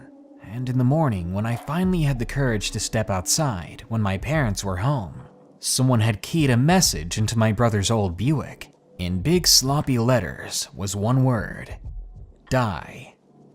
My family notified the cops and sent them to my ex-girlfriend's house, and I let them know that while I was with her, she did show me some paraphernalia in her back room. She was into the harder things, if you catch my drift, the much more illegal stuff. And thank God, the cops found plenty of things in that back room. She got in a lot of trouble and was sent to a special school by herself a few towns over. I was so thankful that I didn't hear from her again. All the bad happening stopped. I started working hard. I began to make better grades, and I even started a lawnmower business with Lauren. And I'm finally happy and safe. And none of that is thanks to my crazy ex-girlfriend. Let's never run into each other again. I just finished my freshman year of college. I'm a female, and Snapchat is my main way of communicating with my friends. One day, I got a Snapchat notification that a boy named Ryan had added me. I opened Snapchat and added him back. I checked his Snap score and saw that it was 52,000, so he seemed to be a real guy. His username was Ryan and then a bunch of numbers that I can't remember. I sent him a snap of the top of my head and asked, "Who is this?" About a minute later, he responded. I opened his snap, which was all black, and said, "I saw you on Quick Add and thought I should add you." I left him on red after that, but I didn't delete him. Within a couple hours, I had forgotten all about him. That night, I was laying in bed and watching some TV before I went to sleep. I started to hear a light tapping on my window. I shut off the TV so that I could hear it better. After a couple seconds, I heard it again. There was 2 large bushes in front of my window, and when I looked out, all I could see was leaves and darkness. Then, I saw it. A hand came up from below the window and tapped a few times. I ran out of my room and got my dad, who was in the living room watching TV. He went outside and returned several minutes later, saying he didn't see anyone. I went back into my bedroom and tried to sleep. It took me a long time, but there was no more tapping on my window, and eventually I got some sleep. The next morning, I woke up and checked my phone. There was a snap from Ryan. It was a picture of my house that said, "Why didn't you open your window for me last night?" I went to respond, but he had deleted me. I thought about going to the police, but all I had was his username, and I figured there was nothing that could be done. That night, I was once again laying in bed and relaxing before I got tired enough to sleep. Once again, I heard tapping. This time, instead of running to find my dad, I texted him on my phone and said that the tapping was going on again. It continued for about another minute before I heard commotion outside my window and the sound of my dad yelling. I then called the police, and within 5 minutes they arrived. My dad was holding down the man, who turned out to be in his 30s, and the man was arrested. Since this happened, I turned off my Snap Maps, and I don't add people back unless I know them.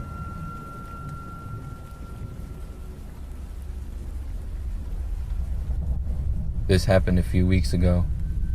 At about 10 p.m. on a Sunday night, my best friend texted me and asked me to come over.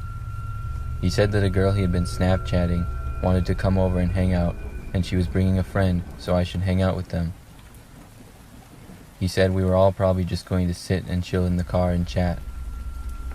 I didn't really want to go, but he's my best friend and he's like a brother to me, so I thought, why not be spontaneous? I drove to his house and parked on the side of the road in front. He came out and got into the car with me. He said he had been Snapchatting with this girl for about a month, and she seemed pretty cool. He showed his Snap Map to me, which showed the location of his friends if they had it on. The girl had hers on, and it showed her on a road which was about 10 minutes away. My friend and I hung out for a while in my car, then checked on her Snap Map again. It showed her in a city that was past us. My friend was confused as to where she was going, and so he sent her a snap. We waited several minutes for her to reply, but she never did.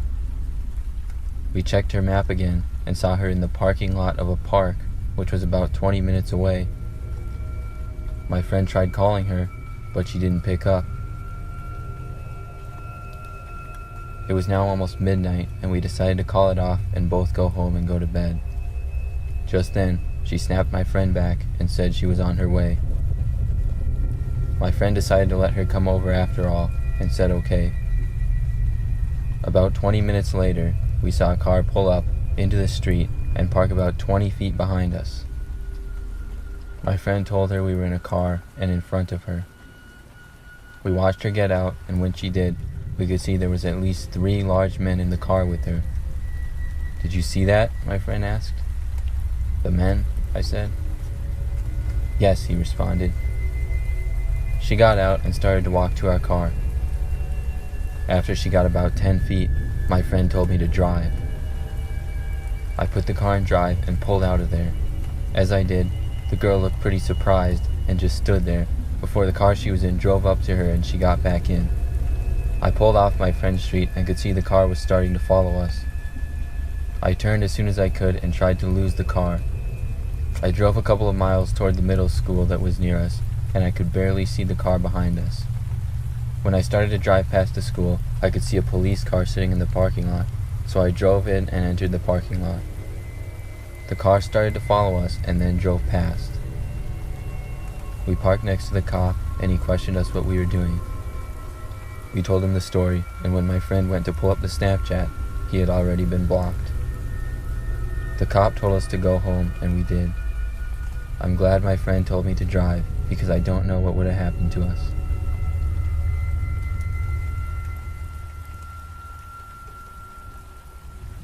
This story happened to me about 3 years ago. Back then, I was really into Snapchat, and I used it more than any other form of communication. I had a lot of friends on Snapchat, and a good number of them I didn't even know. They just had mutual friends, or maybe they went to the same school as me.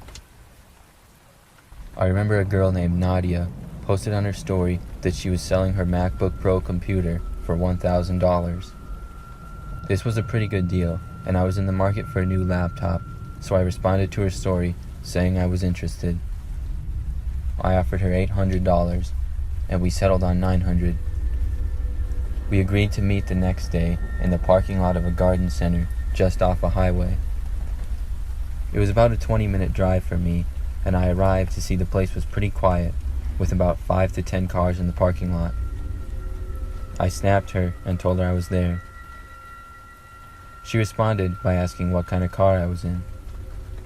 I told her, and she said she would be right there. I looked around, but I didn't see anybody in the parking lot, just some empty cars.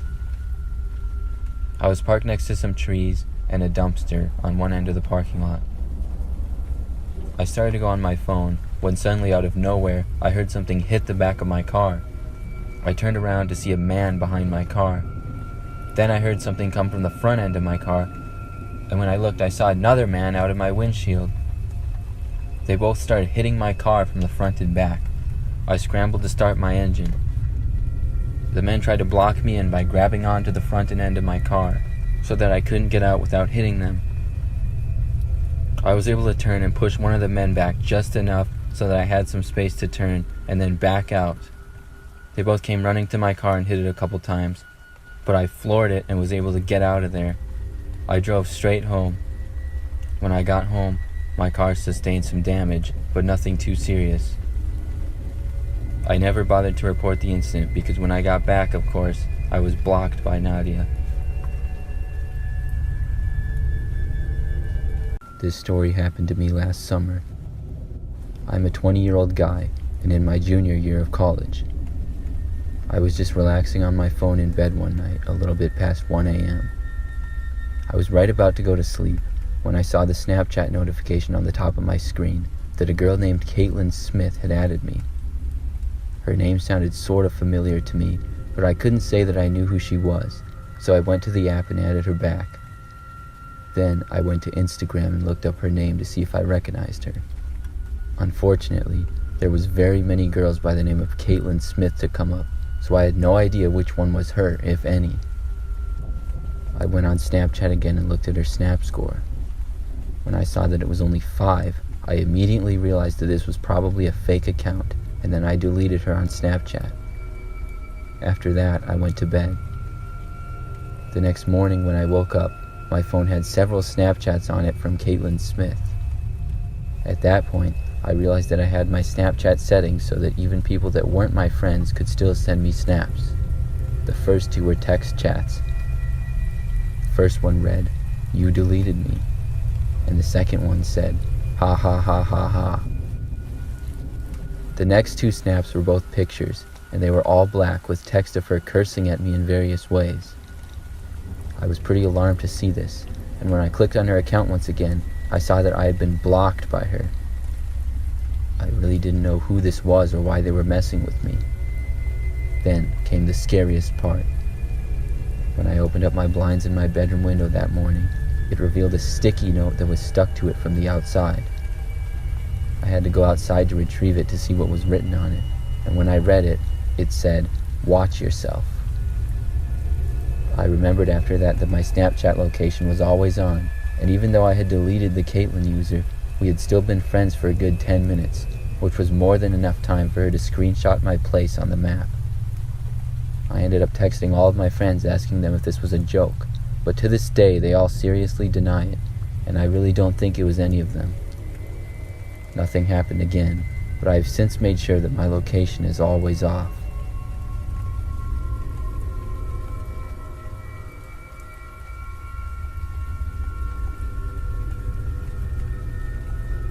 I am a 19-year-old female and just recently graduated high school last year. This was by far the scariest thing to ever happen to me in my life. It all started midway through my senior year. I was relatively popular in high school, and I would get added on Snapchat by new people almost every day. I had so many friends on Snapchat that I didn't even know a good number of them. I was home alone, relaxing in bed and watching Netflix while my parents were out shopping. I casually went on Snapchat and saw that I had several new snaps. One of them was from some username that I didn't recognize. I didn't know who this was, but I occasionally got snaps from people that I didn't know, and if I didn't want to talk to them, I'd just delete them and it was no problem. After responding to a few of my friends, I opened up the snap from the user that I didn't know to see who this was. Their username was pretty strange. It was like a bunch of random letters and then numbers that didn't spell any words or anything. When I opened up the snap, it was a video of a house. The video started by showing the house from the street and then zooming in towards a window. When I looked at the video for the second time, I saw that the house was mine. It was nighttime in the snap, just as it was outside, so it seemed to have just been taken. This immediately creeped me out, and I went from being relaxed to outright scared.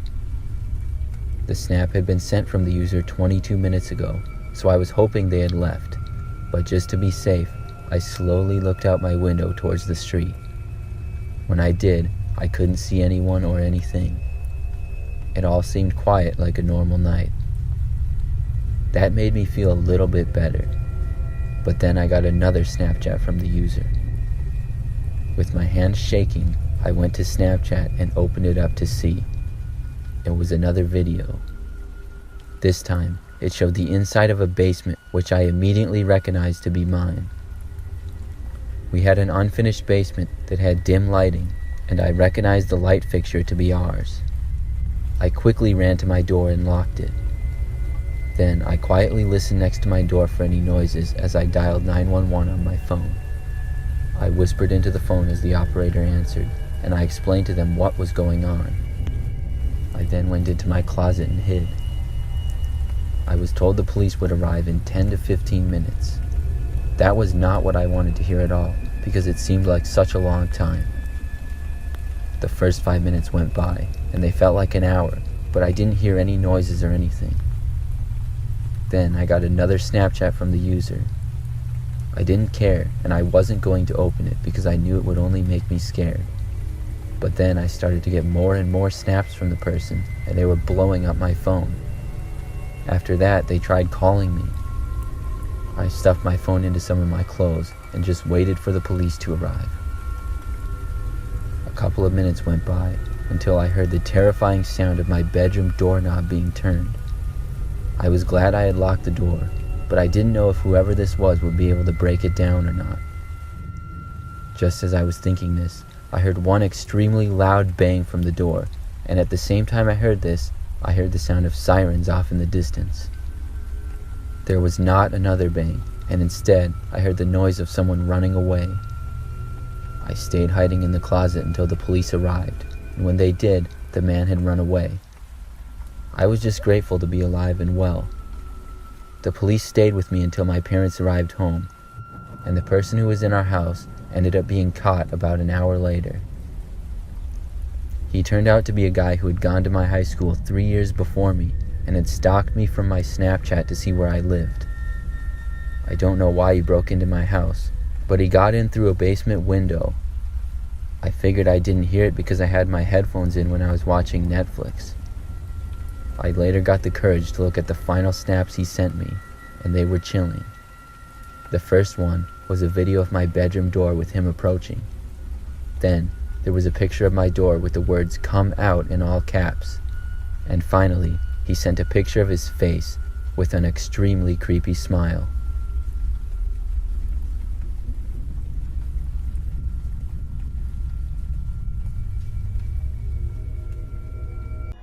This happened around 2006 when I was 11 years old. My cousin Aaron was spending the week with my sister and I over summer vacation. At some point during the week, my mom decided to take us all to McDonald's. We ordered and took our food to the back of the McDonald's to sit at a table connected to one of those super long booths along the wall nearest to the bathrooms. Sitting on the same booth, but a few tables down, was an older man sitting by himself. He was probably in his 60s, a bit overweight, balding, and had huge lens 80s style glasses on. He was wearing a dirty t-shirt with gray sweatpants. When we first walked in, I noticed him, but he kept his head down and didn't seem to pay any attention to us, so I kind of blew him off and almost forgot that he was there. My mom had my brother in his car seat by the table and was feeding him French fries. He must have either choked or got sick because he started throwing up all over the place. My mom grabbed him and rushed into the bathroom with him, followed by my sister to help. Aaron and I were left alone at the table. all of a sudden, the old dude looks over at us and starts trying to have a conversation with us. It started with the casual, "Hey, how are you guys doing?" And then he said something about hoping my brother was okay. So we politely responded, thinking that's all that he wanted to say. But then he immediately started getting weird. He asked our ages, which we told him. And then he started asking our names and where our moms worked. So, being kids, we told him that also. The man then looked down at his phone and said that our mom had just texted him saying they would be a while in the bathroom and that he was supposed to bring us home because it was getting late. Although I knew my mom had never even talked to this man once. So even as a kid, I knew something was off. The man then grabbed our hands and said we should hurry. At this point, we were practically being dragged outside. We got outside and this man started leading us into an old run-down white van. He opened the back door and said that we could stay in there for the ride. Luckily, just then, some younger guy had spotted us and instantly went over and told the manager what was going on. As this was happening, my mom and my sister also came out of the bathroom, saw what was going on, and screamed while running outside to us. At this point, we hadn't gotten in the van yet, but the man was trying to push us in.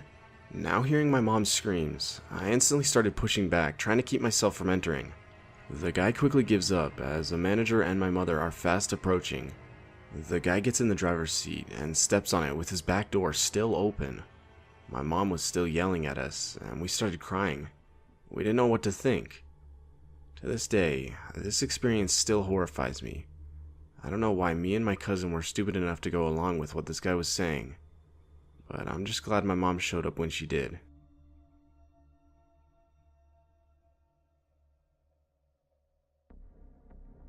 My first job was at McDonald's. This building was attached to a gas station and located off of a busy highway. I was 16 and started a 6 a.m. to 2 p.m. shift. This early, the store was usually empty, so only 3 people, myself included, were in the restaurant. These people were my manager, who was in the back, the cook, who was also in the back, and myself, the cashier, who was up front. I was wiping down the counter when a man who looked to be in his mid-30s or early 40s came in. He didn't order anything, but went straight to the restrooms, which were in the restaurant area just around the corner from my cash register. Many truckers and travelers would come in simply to use the washrooms and leave, so this was not an uncommon occurrence. I didn't think much of it, but after the man finished, he came up to the counter and said, "Excuse me, I just used the washroom, and one of the toilets is overflowing." I immediately came around the counter and let him lead me towards the restrooms. Suddenly, I got a horrible feeling in the pit of my stomach and stopped dead in my tracks. I became very aware that no one was in the restaurant area, and the only other 2 people in the store were in the back and wouldn't be able to hear me if I went into the restroom. I felt this overwhelming sense of being lured in. The man had the restroom door open and realized I had paused. He said, "Come on in, I'll show you," which came off innocently enough, but it didn't sit well with me. I smiled and said, "I'll get my manager," and I started making my way back to the counter. "It'll only take a minute," he called out. I met my manager in the back and explained to him that a man was complaining about an overflowing toilet. My manager went to check it out, and I followed closely behind him. When we turned the corner, the man was gone, and we entered the restroom. No toilet was overflowing. We exchanged a look and never brought it up again. As we were leaving the washroom, I glanced into the parking lot, and I saw a car driving away. It was the man. He gave me a terrifying death stare as I drove off. To this day, I don't know what gave me that feeling to not follow the man into the restroom, but I'm glad I stopped to think about what I was doing. The whole situation only lasted a few seconds, but it felt like forever. I was young and trusting, and this man could have done who knows what, and I wouldn't have been hurt. He could have left, got away with whatever it was he had planned, and hit the highway.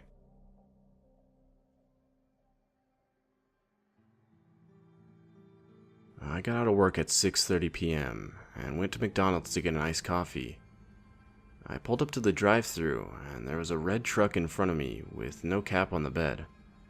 It's super wide, so I can't see the mirrors and thus can't get a glimpse of who is inside. I'm minding my own business when I noticed that the red truck had pulled up to the second pickup window. I didn't think anything of it, and just assumed they had a big order, and the McDonald's employees asked them to pull up so I could get my iced coffee from the first window. That's when I look up, and I see the truck's reverse lights come on. Okay, they must have pulled a little too far, and are backing up a little. No big deal. They keep backing up, without signaling at all to me.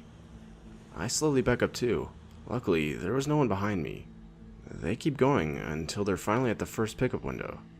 The McDonald's employee looks out the window at me, shrugs, and gives me a look like they were just as confused as me. A few minutes goes by. At this point, I'm just thinking about how strange and not a part of common etiquette it was to back up without signaling to anyone that you needed to do so.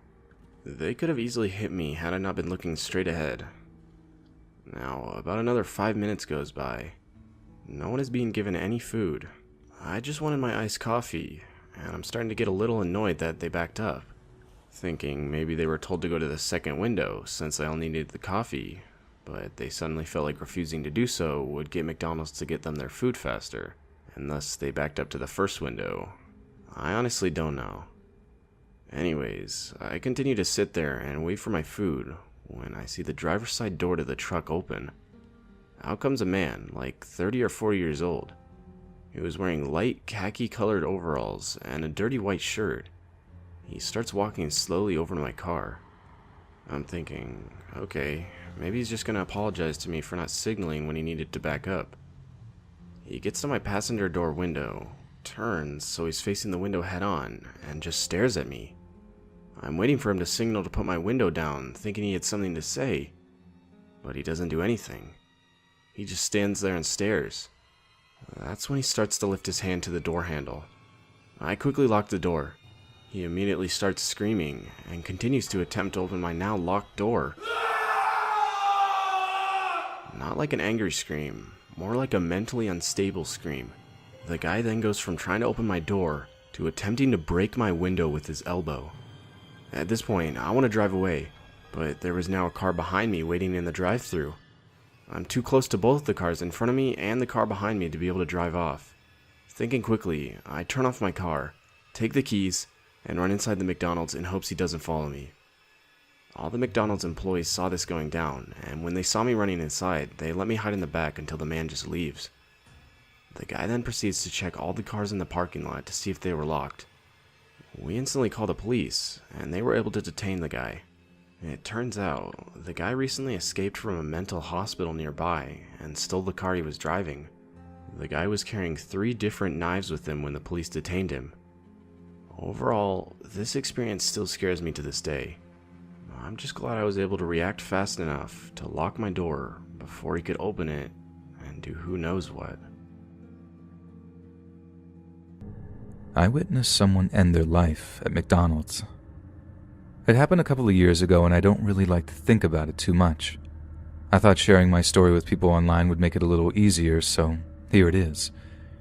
This is kind of my attempt to make peace with the situation, and I hope that the soul of this poor man is resting in peace. I don't remember a lot of the details. It all seems really fuzzy, like it was all just a bad dream that never should have happened. I do remember some stuff, though. I remember it was raining. It was 2 weeks before Christmas. I remember that I had just finished working overtime, so it was pretty late. I wanted to grab a quick bite to eat, but didn't feel like eating in my car. I always hate doing that, especially because of the smell, so I went in. I got a Big Mac from McDonald's. I was sitting in the corner of the store when I noticed a really tall man walk inside. He was dressed in standard winter clothes and had a long blue hat on. There was a lot of empty space inside of the hat on top of his head, and I don't remember exactly why it caught my attention. I watched him for a few minutes. I wasn't particularly interested. I was just sitting there eating and didn't really have anything else to look at. My phone was dead, and he was the only other customer in the McDonald's at the time. His body language stood out to me, though. I could tell that he was not in a good frame of mind. I mean, looking at this guy for a minute told you everything you needed to know about him. He was suffering and in a lot of pain. I'm not sure exactly what kind of pain. I could only make guesses. Maybe his wife had left him. Maybe his kids died. I'll never know what happened to him. All I will ever know is that it was bad enough to push him to the very edge, and enough to make him jump off. He stood in front of the cashier for a few minutes while he appeared to be looking at the menu. To this day, I don't know if he was actually considering ordering anything or if he was just waiting for the right moment to. So this was the layout of the store. On one side of the McDonald's, there was the counter where people could order their food, but the counter area didn't take up the entire wall. There was a separation between that and a small hallway that brought you to the bathrooms. I was on the other side of the McDonald's looking on. He had been standing there for a few minutes when he randomly decided to start walking down the hallway. He moved really slowly, like he was really trying to take his time. Step by step, he came closer and closer to death. And the weirdest part about the whole situation was that he didn't seem sad. Didn't feel like he was depressed. It was more of an apathy, like he had suffered so much that he just didn't care anymore, couldn't bring himself to bother with being alive. I don't know, maybe I just feel that way after having thought about this experience so much over the last few years. As he continued down the hallway, he got slower with each step, finally coming to a halt in front of the men's bathroom. He stood there for about 45 seconds. I'm not sure what he was planning on doing. My first reaction was that there was some kind of sign in front of the men's bathroom that it was closed, but that wasn't the case. I saw him pull something out of his coat pocket. He very slowly pointed it at his head. It was a pistol. It wasn't until I heard the gunshot that it registered what was happening. I saw blood go all over the place. His body fell to the floor with a thud. I screamed. I didn't know what else to do. I remember vomiting everything I had just eaten on what was left of my meal. If I hadn't been so disturbed, I would probably have been extremely grossed out, but I was in an absolute state of shock. I started speaking with one of the employees after a few minutes had gone by. He screamed what had happened. I told him that he pulled a gun out of his pocket and shot himself with it. One of the employees there was convinced that he had been shot by someone else, strongly hinting that it was me. I didn't quite understand why they thought so. Some disgruntled old woman, she was old, and told the police that she didn't think that the guy ended his own life. Whatever her motivation was, it really didn't matter. The police didn't take her very seriously from the start, and this obviously was done by his own doing. The security tapes proved as much. I'm not going to lie. It really bothered me that she had to make an already bad situation worse. I already answered some of the questions from the police officers about the story. I remember driving home that night. I remember how alone I felt. This had really taken a toll on me. I pray for that guy's soul every day. I really hope he's in a better place. I can't imagine how horrible things must have been for him that he would have offed himself in a public place like that. I haven't eaten out since this whole experience. I have the strange fear that I'm going to witness another one in public like that. I know it's not rational, but I definitely feel that way. I'm not sure why. I'm not sure why this happened, and I probably never will. There are two types of people who work at McDonald's, or fast food places in general. There are ambitious, intelligent people who are trying to work hard to achieve a goal, in the hopes that one day they'll be able to quit for the sake of something better. And then there are the losers, those with no ambition who have given up and have no desire to achieve anything other than a weekly paycheck. I like to consider myself in the first category. As I was working hard to afford my apartment while taking classes at the local community college, I normally worked the later shifts at the drive-thru window, which is the one spot most employees hated working the most. You constantly have to deal with extremely impatient, oftentimes very rude people who are on their phones or have music blaring, and oftentimes don't realize that I wasn't the individual who took their order, so it's not my fault if it's wrong. In addition to that, you're pretty much constantly on your feet and exposed to the elements. No matter how cold, windy, or rainy it is, you have to keep leaning out into it, wishing that you were in a warm car about to drive away from this place. My point being is please try to be more kind and patient with the drive-thru people. Yeah, some are lazy, but most are trying their best, and even though you only see them for about half a minute, a kind remark or a warm smile might make their day. Anyways, now that I've gotten that off my chest, I work the late shift with two people who I believe qualify for the second category of employees. Connie was a high school dropout who was almost always late and was never invested in what she was doing, and Harold was a deadbeat who often smelled like weed and only kept the job because otherwise his parents would throw him out of the house. He was 32 years old. So one night I was there after 11 p.m. by the drive-thru window on an extremely cold January night, flipping through the pages of my class notes and trying to keep warm by the fry machine. Connie was mopping while looking at her phone, and Harold was in the back probably getting baked in the walk-in cooler. That late at night we rarely got customers, and if we did, they were almost always zonked out college kids who used the drive-thru but never physically walked into the restaurant.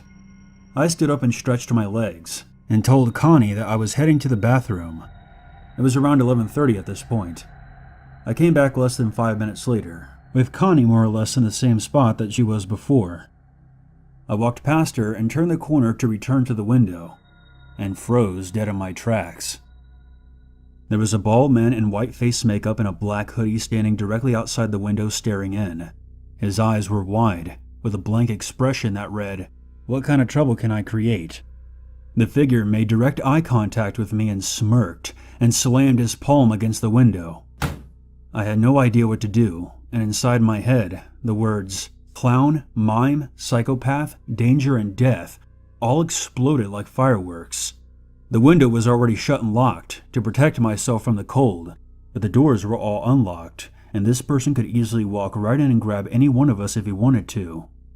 In my head, I kept referring to it as he, but honestly, I had no idea what the gender was. The outfit and makeup made the stranger look androgynous. Maybe that was the point. The figure slapped on the glass window again with its hand. "Open," drawing out the word like a snake. Now, even if the figure wasn't dressed like that, I was under no obligation to open the window. It's unlawful to serve walk-ups at the drive-thru window, certainly for their safety, but also for ours. I shook my head and backed away. I called over my shoulder, "Lock the doors." The whole time, this figure didn't break eye contact with me, and to the best of my memory, I don't even remember it blinking. It drew back its lips in a sinister smile, and I shit you not, its gums were black. I don't mean I was too far away that I couldn't see clearly. I mean its gums were as black as licorice. "Open," it hissed again, louder this time. Its other hand slammed against the window, and it licked its lips with its tongue. "Open." That's when a third hand slammed itself into the window. A left hand, and it was just as pale and as skeletal as the other two. I lost my shit. "Holy shit! Call the cops!" I screamed, and ran back into the office, which was the only room with a locking door and no windows. I heard Connie scream, "What the fuck?" And she dropped her mop and flew across the room and made for the back with me. All the yelling attracted Harold, and I shoved past him into the office and told him to look at the security camera. Sure enough, the white-faced creeper looked to have 3 hands on the window and was tilting its head back and forth, perhaps trying to discover where I ran off to. We locked the office door and called the cops, explaining to the operator that there was at least 2 prowlers outside acting in a threatening manner towards us. I kind of expected it to be over after I called the cops. If it was a prank, they would run once they realized they scared me enough to call 911. But it didn't end there. We watched as the figure left the drive-thru window, circled the building, and made for the restaurant door. "Is there a second one? Look for a second one," I panicked while still on the phone with the operator. Connie was freaking out, and Harold was muttering something about not getting the police involved, likely because he was carrying weed. That's when the power went out. Everything. Cameras, lights, phone, the whole building went down. And barely 10 seconds after we all quieted down after shouting at each other in the dark, we heard footsteps in the dining room area. "Connie, did you lock the doors?" I whispered. She didn't reply. I think she had her hand pressed over her mouth. "Open," We heard a voice call from outside the room in the dark. Open! The shout came at least 3 more times, circling from the kitchen to right off the hallway where we were hiding. I was convinced I was about to die, and every decision I had made in my life that brought me there was flashing before my eyes. We heard footsteps pass the office. After another few minutes, we heard the wail of police sirens outside, and at any moment, we expected to hear gunfire and the police shouting at someone to get on the ground, but we never did. We waited until the police identified themselves, and opened the door and ran out into the parking lot. Since the power was down, we couldn't show the cops the security footage, so we just told them what we saw. They swept the whole building and said it was clear. The owner of that particular franchise store showed up about an hour later, after Harold and Connie had left. I waited for the power to be restored, so an officer could escort me back inside to collect my belongings. The next day my manager called me and asked me to work the night shift. I asked him if the creep from last night had been caught. When he said, "There was no creep," I told him I quit and hung up the phone. This story is completely true. I have no idea what caused the power outage, which apparently erased all the security footage from the day. Without proof on video, my manager and the cops concluded that it was an elaborate prank, but that third hand still bothers me to this day, even more so than its hungry, inhuman eyes. Sure, it could have been a prank, but I wish someone would just confirm that for me, so I can sleep again. Keep your windows locked at night, and if you hear someone tapping from behind the curtains, don't open them. A couple of years ago, I worked at a McDonald's in Kansas. It was a location with a large outdoor play place for the kids. In all honesty, if it wasn't for that thing, I probably would have kept my job much longer. Part of my responsibilities included maintaining the cleanliness and safety of the big, colorful, large, intestine-looking pyramid of tubes and slides. It goes without saying that kids are messy, and whenever one had a bathroom-related accident or there was an injury, I had to go clean and sterilize the thing the best I could. I'm a relatively small person, so I was able to access most of the spots in the play place just fine, and because of that, I knew the maze-like structure very well. It's ironic that I went to school to design skyscrapers, and the closest I ever got to that was becoming an expert with the inner workings of a McDonald's child trap. One night after work, my friend Nate and I decided to hang out and have a smoke before we drove home.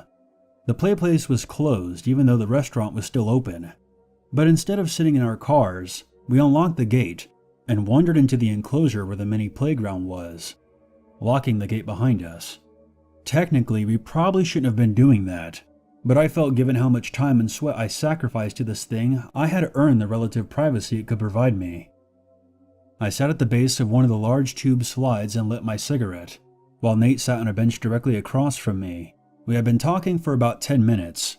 I shifted my weight in preparation to stand up, when from within the slide, something grabbed me hard on the shoulder. What felt like a large hand grabbed my left shoulder, tight enough to make my joints pop, and I felt an index finger and thumb brush the skin of my neck. I screamed and launched myself up and sprinted to the exit, pulling at the door frantically before remembering that it was locked and I had the key. As Nate assaulted me with questions about what just happened, I tried to catch my breath and stared back at the slide, waiting for a fellow coworker to emerge and laugh, having played a great practical joke on me, but nothing happened.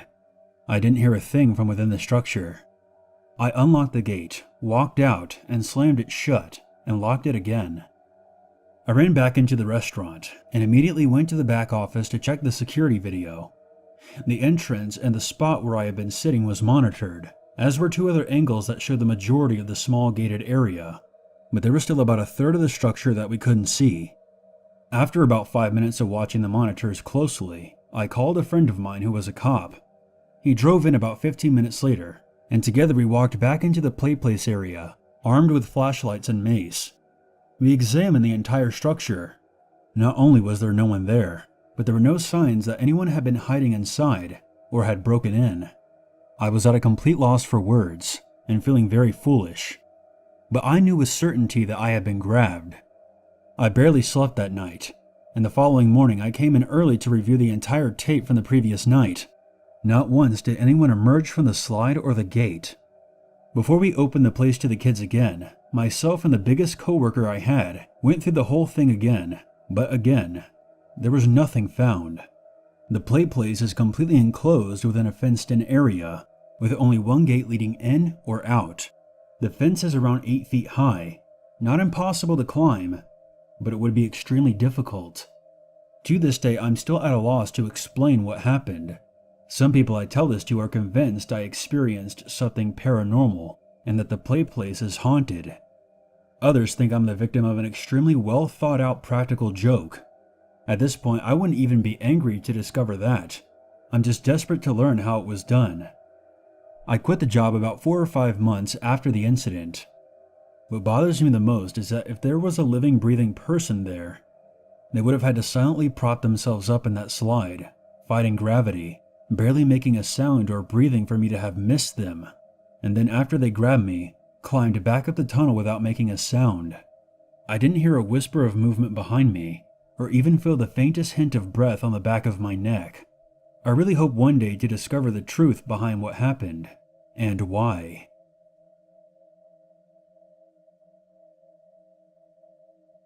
I used to work at a Starbucks here in Cardiff, and I've got to be honest, it's one of the better jobs I've ever had.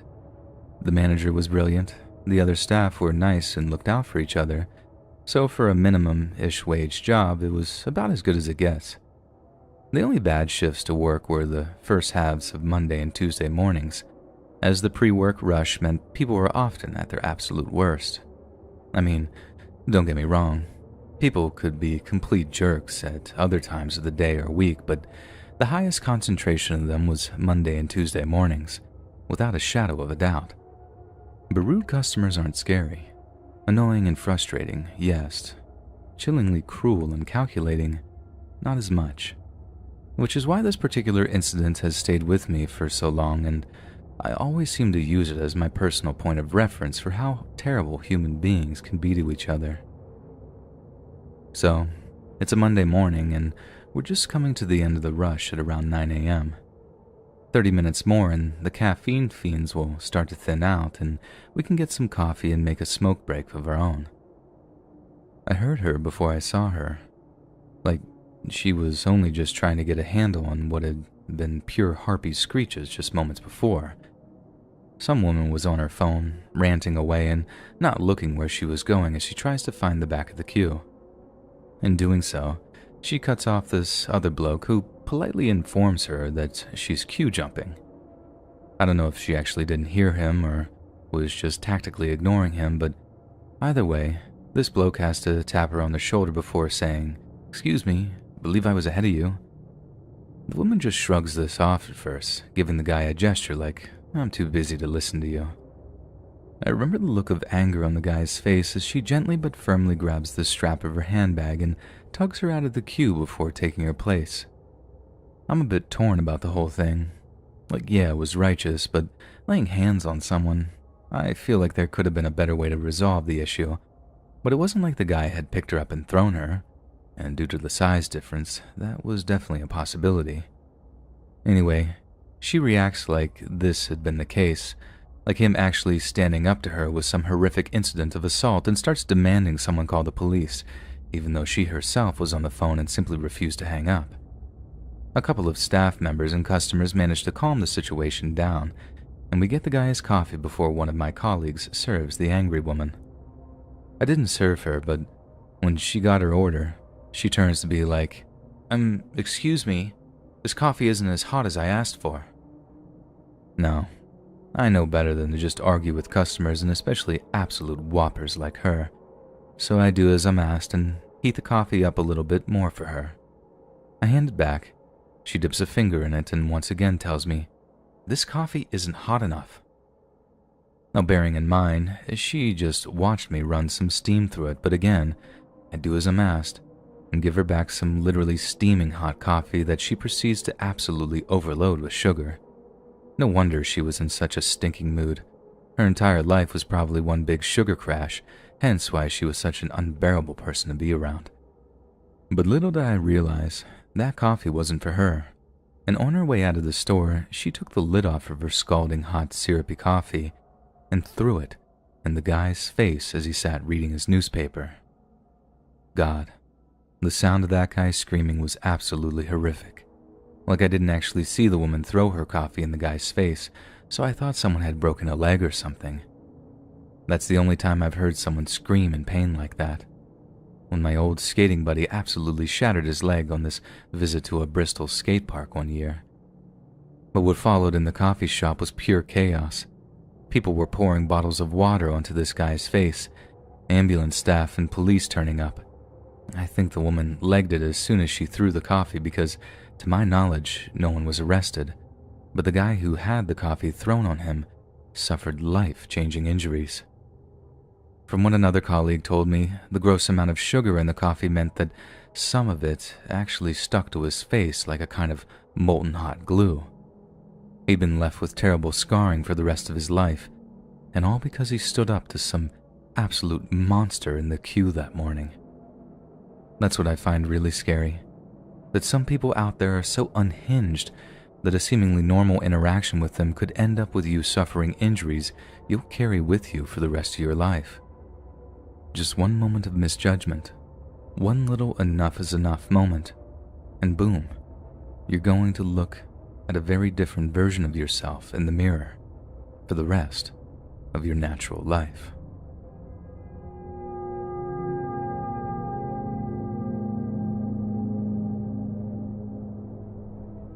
For the past few years or so, I've lived here in Redwood City, California. Back in 2008, some of you might remember that a Philadelphia branch of Starbucks asked two African Americans to leave because they hadn't bought anything. They were accused of racism, there was a whole bunch of fallout from it, and in the end, Starbucks announced that it would no longer ask anyone to leave their stores as long as they weren't causing a disturbance. From what I heard, this prompted a bunch of trouble with homeless people hanging around Starbucks outlets and generally making a nuisance of themselves, but I can't really speak to that because the only homeless guy that ever showed up in my local Starbucks was Steve. Steve was about as far from the stereotypical idea of a homeless person as you can imagine. I remember seeing him in relatively clean clothes, tapping away on a smartphone that was charging from a nearby power outlet and not giving him a second glance. I walked in, got my coffee, and carried on my way to work. The next morning, Steve is there again, paper in front of him, tapping away on his smartphone. Only this time, as I'm in line waiting to give my order, I see him reaching for a grubby-looking backpack that seemed to contain all of his worldly possessions. It dawned on me that he didn't have a coffee in front of him, and when I thought about it, he didn't have one that day before either. And that's when I realized that Steve was in fact homeless. And it was then that I actually noticed how tired he looked, how the skin of his face was stretched around his eye sockets like he'd skipped one too many meals in his time. Steve was obviously taking advantage of Starbucks' new policy in order to get indoors and charge his phone, and although he was technically taking up the space of a paying customer, none who got an inkling of his living situation ever seemed to complain. This was until one day when Steve got himself into some kind of confrontation with a customer. I think maybe one of his bag straps was lying in the way of someone because I only looked up in time after hearing someone apologize. This big guy in a bad suit scoffed as he sat down close by, shaking his head. "Shouldn't even be here," the big guy said. I thought it was quite an obnoxious comment, but I'm far too much of an introvert to say anything about it.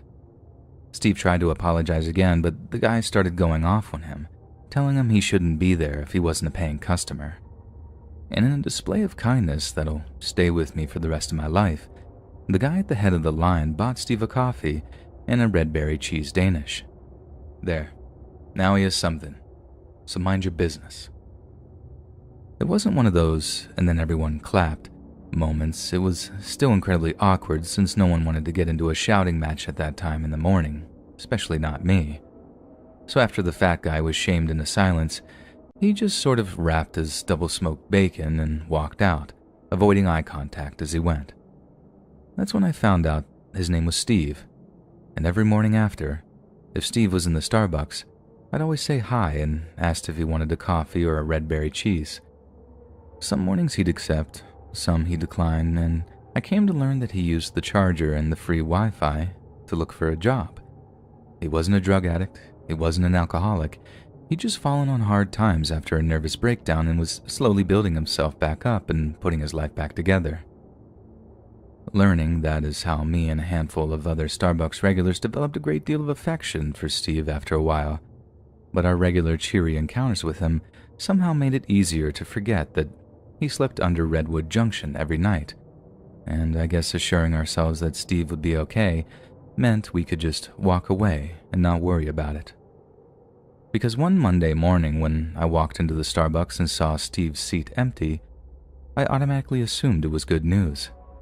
Maybe he'd found a place to stay, or maybe he'd struck gold in his job search. And I found myself asking the barista if they'd heard anything from Steve over the weekend. To my absolute delight, he told me Steve had an interview at a local car wash. He wasn't sure exactly what day, he just knew that Steve had made the announcement the previous afternoon before departing the store. So, that was the end of seeing Steve on my morning Starbucks runs. I hoped that he might show up again, buying his own coffee, looking healthier and happier, but he didn't, and I guess that was just fine. But at the same time, I'd have been lying if I said I didn't kind of miss him. Like I might have mentioned, I'm a card-carrying introvert, but I do enjoy a sense of community. I still enjoy the comfort of familiar faces, so anyone who makes me comfortable enough to come out of my shell, I appreciate that more than I think I can even describe.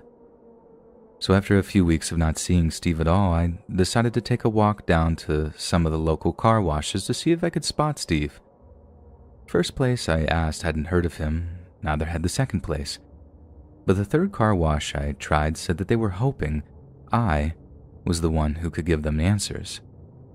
You see, the third place I tried was indeed the same place Steve had an interview scheduled, but it was an interview he hadn't shown up for. I asked if he'd called ahead to cancel or anything, and the car wash boss said no, and that he just ghosted. And that's when I really started to worry. My concern for Steve's well-being grew to the point where I began to entertain the idea of going down to the Redwood Junction to look for him. I hope I don't sound too prejudiced when I say I found it an intimidating prospect. Like, as much as I appreciate that a lot of homeless people are just like Steve, good people who've fallen on hard times, I know that there are some people in the streets who are so broken that they do actually pose a danger to the general public.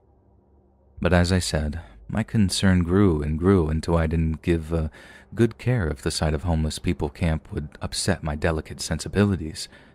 A man's life was at stake. I needed to act. I wasn't sure I'd be able to live with myself otherwise. That was how I ended up cycling down to the junction one Saturday afternoon, where I began nervously giving descriptions of Steve and asking if people had seen him. People mostly shook their heads at me, looking at me like I'd grown an extra nose or something. I guess having visitors to the camp wasn't exactly a common occurrence. Time and time again, I was met with the same response. A shrug, a shake of the head, complete indifference. At least until I spoke to one much older guy who wore a Vietnam veteran baseball cap and a grimy old fatigue jacket. This guy seemed a little bit more with it than some of the other homeless folks, and although he had the distinct smell of marijuana about him, he was lucid enough to get a straight answer from. After confirming we were talking about the same Steve, this vet told me that he knew him well, but that he hadn't been around the junction in a few days. When I pressed him for where Steve might have gone, the vet shrugged, but told me Steve had left behind a bunch of his belongings. According to him, this could be a good thing just as much as a bad thing. When some homeless folks find a way off the street, either moving back in with family or getting a place in a program somewhere, they leave behind all their stuff. Some just don't need it anymore. A tent and a sleeping bag are useless when you have a room and a bed. But others find that the stuff they had on the street just reminds them of a time they'd rather just forget about. But sometimes, leaving all their stuff behind meant something bad had happened. I could see the worry just etched into the vet's face, and he seemed to be racking his brain for a moment before an idea struck him. He mentioned that Steve used to bring food to a girl who stayed on the other side of the camp, and that maybe she'd know where he was. Up until talking to that girl, my time at the camp had been unexpectedly uplifting. Sure, seeing people living like that was upsetting, but seeing how nice some of them were, how they hadn't let their hardships break them down, seeing them purely as the human beings they are, I have to say, it was quite cathartic. Yet the visit to the girl's tent was the point at which the trip became more terrifying than I ever imagined it could be. As we approached the girl's tent, the vet greeted someone nearby and asked if a person called Mouse was home. They nodded, but added that she wasn't doing too good. I wasn't sure what they meant by that, but on seeing this Mouse girl curled up in a fetal position in her tent, I was almost certain it was drug-related. The vet gently shook the girl awake, and I'm pretty sure she was high from the way she lazily opened her eyes and how out of it she seemed. But then as soon as the guy mentioned Steve's name, the girl shoots wide open, and she gives him this terrified look before saying, I told him not to go. I told him not to, but he didn't listen. Now he's gone. The vet asks her where. Where did she tell Steve not to go? She replies with, the cemetery, before bursting into tears. The last question we could get her to answer was what happened at the cemetery for Steve to be gone. She replied with, it took him. It. Not he or they. It. Hearing that word used like that caused this sinking feeling in my stomach. Not so much because of what it entailed, but because this girl was so messed up over what happened, and that obviously meant bad news for Steve. Before leaving the camp, I asked the vet what cemetery Mouse could have been talking about. I had my own idea of which one she was referring to. I just wanted to see if he had the same answer, and he did. He'd said he'd bet his last dime that she was talking about the historic Union Cemetery on Woodside Road. And I agreed because the historic Union Cemetery is right across the street from the hand car wash where Steve was scheduled to have his interview. I took all this information to the police, telling them I was a friend of Steve's before I had them file a missing persons report. I made sure to record the reference number I was giving, as I'd be able to use it to get in touch with whatever detectives would eventually be assigned to the case, I assumed. I tried all throughout that next week to get the relevant cops on the phone, but it seemed to take forever before the case was properly assigned. In the meantime, I thought I'd take a ride down to the cemetery to see if anything caught my eye. I don't really know what I was planning on doing. It's not like I knew anything about being a detective, but at the same time, I couldn't just sit on my butt and do nothing. So, for those of you that don't know, Redwood City's historic Union Cemetery isn't really a cemetery. It did actually function as one until about 1919 or so, but after that it basically became a kind of memorial. From what I can remember, some Civil War soldiers are buried there along with a few famous pioneers, so it's more for tourists and sightseers than grieving families or funeral processions. While walking up and down the gravel paths and checking out the old graves, it occurred to me that when the girl said, Steve is in the cemetery, it might have been her way of telling us that he was dead. There was every chance we just totally misinterpreted that, and I was in that cemetery on a complete fool's errand, wasting my time looking for something I wouldn't find. And if that's the case, what I found and saw next is completely irrelevant, and is naturally to be disregarded. But, and a big but here, if it is connected to the Steve disappearance, it raises questions that honestly don't bear thinking about. So, as I said, I'm walking down this gravel path, and a handful of people I see are just all checking out the statues, taking pictures, and all that other stuff. Only, I see this one guy, all by his lonesome, and he's walking with purpose, with a plastic bag in his hand. When I say walking with purpose, I mean he wasn't there just to hang around and check out the memorials. He was walking fast, like he wanted in and out in as short a time as possible. Just the sight of him filled me with curiosity, but it's not like if I rushed after him, he wouldn't freak out. So as much as I tried my best to follow him, he slipped away from my view almost as quickly as he had appeared. Only he'd left something behind, the white plastic bag having just dumped it behind one of the bleach-white tombstones, apparently in the hopes that it would remain hidden from public view. At first, I was just mad. Who leaves their trash in a graveyard or whatever? but I went to check out what the bag contained. It just looked like a bunch of organ meat. Like I 100% saw something dark enough to be liver in there, and some of the other pieces looked like chunks of white fat. It smelled real bad too, like he might have been hanging on to it for a couple of days before he'd left it there. To this day, it's probably one of the weirdest things to ever happen to me. Finding a bag of meat like that, just abandoned in the middle of a ceremonial cemetery. And like I said, whether or not it's even remotely connected to Steve's disappearance is anyone's guess. I mean, the detectives treated me like I was crazy when I brought it up with them in the weeks that followed. They'd sent some beat cops out to the cemetery and they hadn't found a thing. But I also know they seemed totally clueless in their investigation, like they either didn't care about it or just couldn't get a lead anywhere. And that's just how things went. I'd get in touch every so often, only to be told the investigator hadn't progressed anywhere. It didn't help that it had taken weeks for anyone to report him missing, and the fact that it was me that should have acted earlier gave me this horrendous sense of guilt for the longest time. Steve had no family out here, and I barely knew anything about him. The best I could do was share the few slivers of info I had with the cops, then just hope it came to something. But it came to nothing. And now Steve is just one more name on the missing persons register, a missing persons register that stretches a mile long. The rate at which homeless people go missing around Redwood City is considerably higher than the surrounding areas, and given how difficult it is to conduct any kind of census or research among the homeless, that figure could be even higher than the numbers suggest. The trouble is, people just don't care. Even people who purport to care about social justice are content to focus their attentions on ridiculous niche topics when homeless people are dying and disappearing on the streets of California every single day. I don't know what's going on out here. Whether or not it's just fentanyl killing people off, some kind of serial killer, or something less explainable.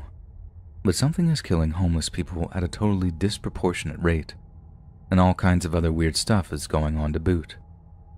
I just pray that whatever it is can be identified and stopped before more people like Steve are lost. People who try so hard to tread water, only to end up slipping beneath the waves. At around 5:15 a.m. on the morning of July 6, 1997, a Starbucks employee arrived at work to open up the Wisconsin Avenue Northwest branch of the world-famous coffee company, situated just north of Georgetown University in Washington, D.C. There was a lot of work to be done before the morning rush, and the employee in question had yet to imbibe their morning espresso to really kick them into gear. So, by their own admission, they were pretty groggy by the time they headed out back to one of the freezer units, intending to fetch some of the breakfast pastries that would go on sale that morning. But when the overtired staff member cracked open the freezer unit, they saw something that made their heart race. Inside was the frozen, lifeless corpse of 25-year-old night manager Mary Catherine Mahoney, along with the bodies of 18-year-olds Emery Allen Evans and Aaron David Goodrich. Although they weren't always on the same shift pattern, the employees knew his slain coworkers well, and the horror of witnessing their frozen, discolored cadavers was almost too much to bear. They raced out of the Starbucks and flagged down a bus driver who was only just beginning his morning route, and given how they could have just called 911 from the on-site telephone, running to find the comfort of another living person is very telling of this person's distraught state of mind. Within 5 minutes of the initial 911 call, police were on scene and taking stock of the situation. All 3 employees had obviously been herded into the rear freezer units before being shot, execution style. But what initially confused the investigation was that not a single cent was missing from the Starbucks. If the motivation wasn't robbery, then it looked a lot like a brutally well-executed targeted killing. But why on earth would someone ambush and murder 3 coffee shop employees during their routine night shift? What made the murders all the more shocking was that Georgetown has been traditionally a low-crime area of Washington, D.C., with local district council member Jack Evans saying to have a triple homicide anywhere in the District of Columbia is an unusual event, but to have a triple homicide in Georgetown is extraordinary, and this has never been a place where crime has been a problem. Over the course of that balmy July morning, scores of blue-uniformed officials made their way to the scene to look for evidence outside the split-level brown brick store. Homicide detectives and forensic technicians alike pored over the scene for hours on end after the bodies were found, working inside and outside the building adorned with the familiar green and black logo. They dusted doors for fingerprints, searched the store, and took statements from local residents in the hopes of piecing together what had happened. But it was only when Mary Mahoney's car was examined that further evidence was found, evidence which indicated that the murders were no random attack. Inside, the car was spotless, save for what looked like signs that Mahoney had recently spent time playing with a pet: a dirty tennis ball, a plastic chew toy, a dog's brush, and a red towel. The only possible indication that something had gone awry was a flat tire on the front passenger's side of the car, evidence that her attacker had made provisions to prevent her from fleeing. Mary was special, her mother later said. She had an enormous heart. She probably would have compassion for the person who killed her. When she moved to Washington several years prior, Mary would jog alone an hour before daybreak, never worrying about being attacked or assaulted. She adored animals, particularly horses, and even took in Marlou, her sister Molly's toothless black and white alley cat. She attended various New York colleges before graduating with honors from Towson State University near Baltimore, and was a loyal and active Democrat, interning for Bill Clinton when he was first elected. Yet, according to her mother, it was her managerial job at Starbucks that really excited Mary. She had been employed by the company for 2 years and enjoyed being the manager. She was often seen sweeping the sidewalk in front of the store and obviously took pride in her store. What she didn't enjoy, though, was disciplining employees, particularly one that Mary had recently dismissed for allegedly stealing several $100s. She struggled with the issue before having to fire him, her mother said, and for a long time, this became homicide detectives' main theory regarding the Starbucks shootings. Yet despite their hard work and determination, they came up short at every turn, eventually turning to the televisual law enforcement institution that is America's Most Wanted. After picking the case up, America's Most Wanted staged a thorough recreation of the murders and detailed many of the theories that police were toying with. They also advertised the number of an anonymous hotline, pleading with those with any information to come forward, and it seems this appeal struck a nerve with one member of the public, who called in with not only a frightening piece of information, but also a rather courageous proposal. In the hours following the broadcast of the Starbucks shootings, a woman called into America's Most Wanted hotline to inform them that she was dating a man who actually knew the shooter firsthand. This mystery person had confessed, even boasted, of committing the murders, and on more than one occasion. The couple had initially taken the man's word as pure bluster, but after seeing the Starbucks shooting edition of America's Most Wanted, it became apparent that he might just be telling the truth. The woman then left her name and numbers so she could be contacted by DC police, and when they did so, she actually agreed to wear a wire for them, in the hopes that she could catch a confession on tape. It was then that they learned their suspect's name: Carl D. Cooper. Cooper lived in Prince George's County near Baltimore City and just on the outskirts of Washington, D.C. itself. He was the son of a church deacon who lived with his wife and son, but at the time, he lived anything but the wholesome life of a family guy. At the time of the Starbucks shooting, Cooper was being charged with attempted murder in a 1996 shooting of an off-duty police officer in Prince George County. As for his family's complicity in his crimes, it turned out that it was Cooper's wife that purchased the 9mm handgun that her husband used to shoot the officer. It was the combination of this and his alleged involvement in the Starbucks shooting that led DC police to wiretap Cooper's home phone. He was arrested after making reference to several local shootings, but insisted that a friend of his named Keith Covington had joined him in the Starbucks robbery, and it was him that executed the 3 victims. However, when they caught up with Covington, they discovered he had been recovering from a gunshot wound at the time of the murder, meaning it was highly unlikely that he was even present on the scene, let alone the one to have done the shooting. "If I killed them, I'd say I killed them," he reportedly said. But that's not me. I'm not saying I'm a saint, but I'm not going to go out and just kill people.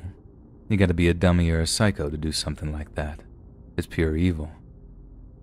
When confronted with the evidence of his lies, Cooper admitted to lying about his so-called friend's involvement because he killed 3 people and was afraid to go to jail. In the process of trying to avoid the death penalty, Cooper told the investigators he'd been staking out the Starbucks for about a month, confirming that he acted alone and fired 2 guns, a .38 caliber snub-nosed revolver and a .38 caliber pistol. Cooperating heavily due to the ever-looming threat of the death penalty, Cooper confessed to shooting the manager, Mary Mahoney, when she refused to give him keys to the safe, which held over $10,000 in cash. When she said no, Cooper shot a warning shot into the ceiling, which sent a terrified Mahoney running into the employee hall. Cooper pursued, caught her, and wrestled with Mahoney over her keys. But when her resistance looked like it would be too much to overcome, he shot her dead. He then shot the 2 other Starbucks workers at the store, executing one as they survived the attack and attempted to crawl to safety. Cooper later stated that he wanted to put him out of his pain and misery, but it's more than likely this thinly veiled attempt at showing he had a conscience was nothing but an attempt to dodge the first death penalty charge in over 30 years. During his trial, even when the relatives of the victims wept openly in court, Cooper remained chillingly composed. He also admitted to murdering a 39-year-old security guard named Sandy Griffin during a botched robbery. Cooper had helped Griffin at gunpoint before demanding that the security guard hand over their expensive .40 caliber handgun. But then, fearing Griffin would assault him in the process to defend herself, the serial murderer executed the security guard before quickly fleeing the scene. Cooper admitted to then selling the pistol on the street for $300. Once Cooper was convicted of the Starbucks murders and sentenced to life in prison, Griffin's relatives were no doubt pleased that their loved one's killer had been put away, but they expressed frustration that it had taken 3 more murders, maybe even more, before the killer had been caught. To them, a lack of urgency in the DC police force had cost 3 young people their lives and raised many questions regarding their competence and command. If the account of his defense attorney is to be believed, Cooper is nothing more than a career criminal whose shaky temperament and unbridled greed caused him to take the lives of the innocent. But time and time again, Cooper had the opportunity to simply take the money and walk away, yet he chose not to. He chose to kill people he just didn't need to kill, and he did this on more than one occasion. The first time might have been down to a simple rush of blood to the head, and it's a genuine possibility that killing the security guard was not part of Cooper's plans.